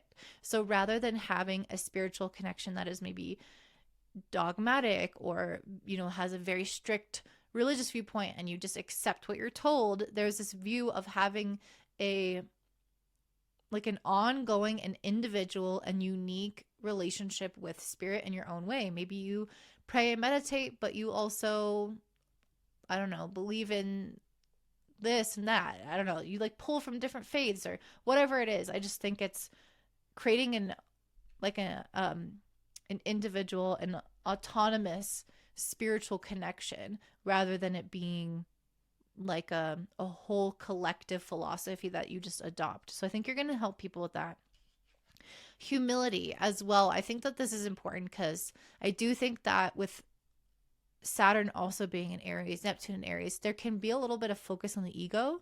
And so I do think that one of the things that you can do in this situation is help people understand how you can have a connection to the divine that brings you confidence and manifest and trust and be optimistic, but also remaining humble, and also realizing that what you are doing is impacting others, and having more of this compassionate and collective type of mindset, rather than it being all about me. The last card that we have in terms of what you're doing is the Death card. So I think that this has a lot to do with helping people transition from one phase of life into another. As a Pisces, you are really good at being in a liminal state and trusting the flow of life, even when you don't know where it's going. as a collective, we are coming out of a 14-year chapter and into a new one. And it is really going to shift the energy for us. And I think that some people might not really be as adept at handling that, especially the fixed signs. And you can really help people process and feel comfortable in the transition period or the limbo where we're kind of moving from one reality to another. So that is, I think, how you're meant to help people. So what's going to happen on a personal plane? So we start off with the High Priestess. So High Priestess and Hermit. So I feel like this is talking about when Neptune was in Pisces, and then we get into the end with Neptune and Aries, like this transitionary period. Because I really feel like you start off with Neptune being in your first house, with it Neptune being in your sign, in a very like isolated kind of hermit mode. Yeah, like you are really spending time with divine. You're connecting to your intuition. Maybe you're not as social as you usually are, or maybe you're just doing more stuff behind the scenes. Like the spirit world was calling you more to periods of prayer, to periods of reflection, to periods of isolation on purpose, intentionally. So maybe like you had certain dreams to do something out in the world or have certain accomplishments, and maybe some of them came true, but maybe not all of them. Or maybe you feel like, oh, I could have put more effort into that relationship or that friendship, or I could have tried to market that more, put myself out there more. This is spirit telling you that that really wasn't the period of time for it. You were in a period of like spiritual hermit mode, isolation, connecting more to your inner why, reconfiguring your life, asking yourself deeper questions about who you are, where you're going. And now that Neptune is in Aries, it's now in your second house of finances and of values and self-worth. And so I really feel like now you're meant to go out into the world with the Two of Pentacles. You're coming out like you're shaking off of this period of spiritual hibernation almost, where you were in this incubation with spirit, getting to know yourself. And now you're trying to go out into the world and accomplish more. And not to say that you weren't doing that before at all, but just I think you're going to start to take on more in the physical material reality. And so this can look like trying to make more money, working multiple jobs, trying to socialize more, trying to create more connections, trying to market yourself more, trying to, I was going to say travel more, but it's really more material than that. Collecting people, collecting money, collecting a house. Like, I just think you're going to have more to manage in your life. And it's this Neptune energy wants you to get to know yourself more through the material world, where before it wanted you to get to know yourself more through like deeper connection to spirit, in isolation. After that, we have the Four of Swords. So I feel like you're going to take on more in your life, and then you might also like come back a little bit to the self and have to integrate. So this could look like you going out into the world, and maybe during your period of isolation, you were thinking, maybe this job doesn't suit me. Maybe I should live in a different state. Maybe I should try X, Y, and Z. Maybe this relationship isn't working. And then when Neptune moves into Aries, I really feel like you're going to start to go out and experiment with life and try on new things. And maybe you start a new relationship. Maybe you move to a new place. Maybe you start a new job and you take on more. And you're just trying it on and juggling all these things, all these different roles. And you're like, okay, does this suit me better? Or does this suit me better? And I feel like you're going to have to come back to yourself and reflect and sit with yourself again, another period, maybe not of isolation per se, but of reflection and introspection of how is this aligning? Like, what out of these things that I've been experimenting with, what of them, like how are they landing with me now? And I feel like there's going to be something about this where you're going to have some kind of awakening with the Ace of Swords and the Judgment card or the Call card. I feel like you're going to be called to something. And again, I feel like with this Two of Pentacles, you might have multiple options, or you might already have your hands in different pots. But then after self-reflection, I think it's going to help you become even clearer on some type of direction for yourself, particularly in the material world or with relationships when it comes to what you're prioritizing and valuing in yourself and a partner. So it's either in relationships or in the physical world with money and career success. But I see you having some kind of epiphany, some kind of awakening, and clarifying what you're here to do. And it's because you went out and experimented and then went back and integrated that you became aware of what it is that you're meant to do. So you guys could have some type of change in career trajectory that takes you with a 3 of Wands to some kind of new horizon. This is a card of adventure. This is a card of expansion. It's a card of risk, of travel, of taking a chance on yourself. So I really feel like you're going to have some kind of epiphany that's going to awaken you to an adventure. Neptune and Aries. Aries is definitely an adventurous sign. It's a pioneering sign. It's the first sign of the zodiac. It's all about doing something new, doing something different. And so I think a lot of you guys are going to be coming out of a gestation period and into a period of like actually hitting the ground running with a reinvention of the self in some capacity. And I really think that you're going to be experimenting or having multiple options, looking at yourself through different lenses, trying certain things on, and then something's going to land in a strong way, and you're going to go on some adventure to pursue it. You're going to take some kind of leap of faith to pursue wherever this is. It could be going to school, it could be moving abroad, it could be making some kind of financial investment or taking some kind of emotional risk in a new relationship. It'll vary from person to person, but this is really encouraging you to trust yourself. You've done a lot of this introspection, and you're going to get to a place where you're going to have to take that leap of faith, and you just have to trust that you can do it. Get out of the passive Neptune and Pisces energy and into the active, I'm going to make this happen, be independent, autonomous, be brave, Neptune and Aries energy. So that's what I'm seeing for you, Pisces. I hope that makes sense for you. If this benefits you at all, please let me know in the comments down below. Don't forget to give me a thumbs up, subscribe, share with your friends, and have a beautiful day.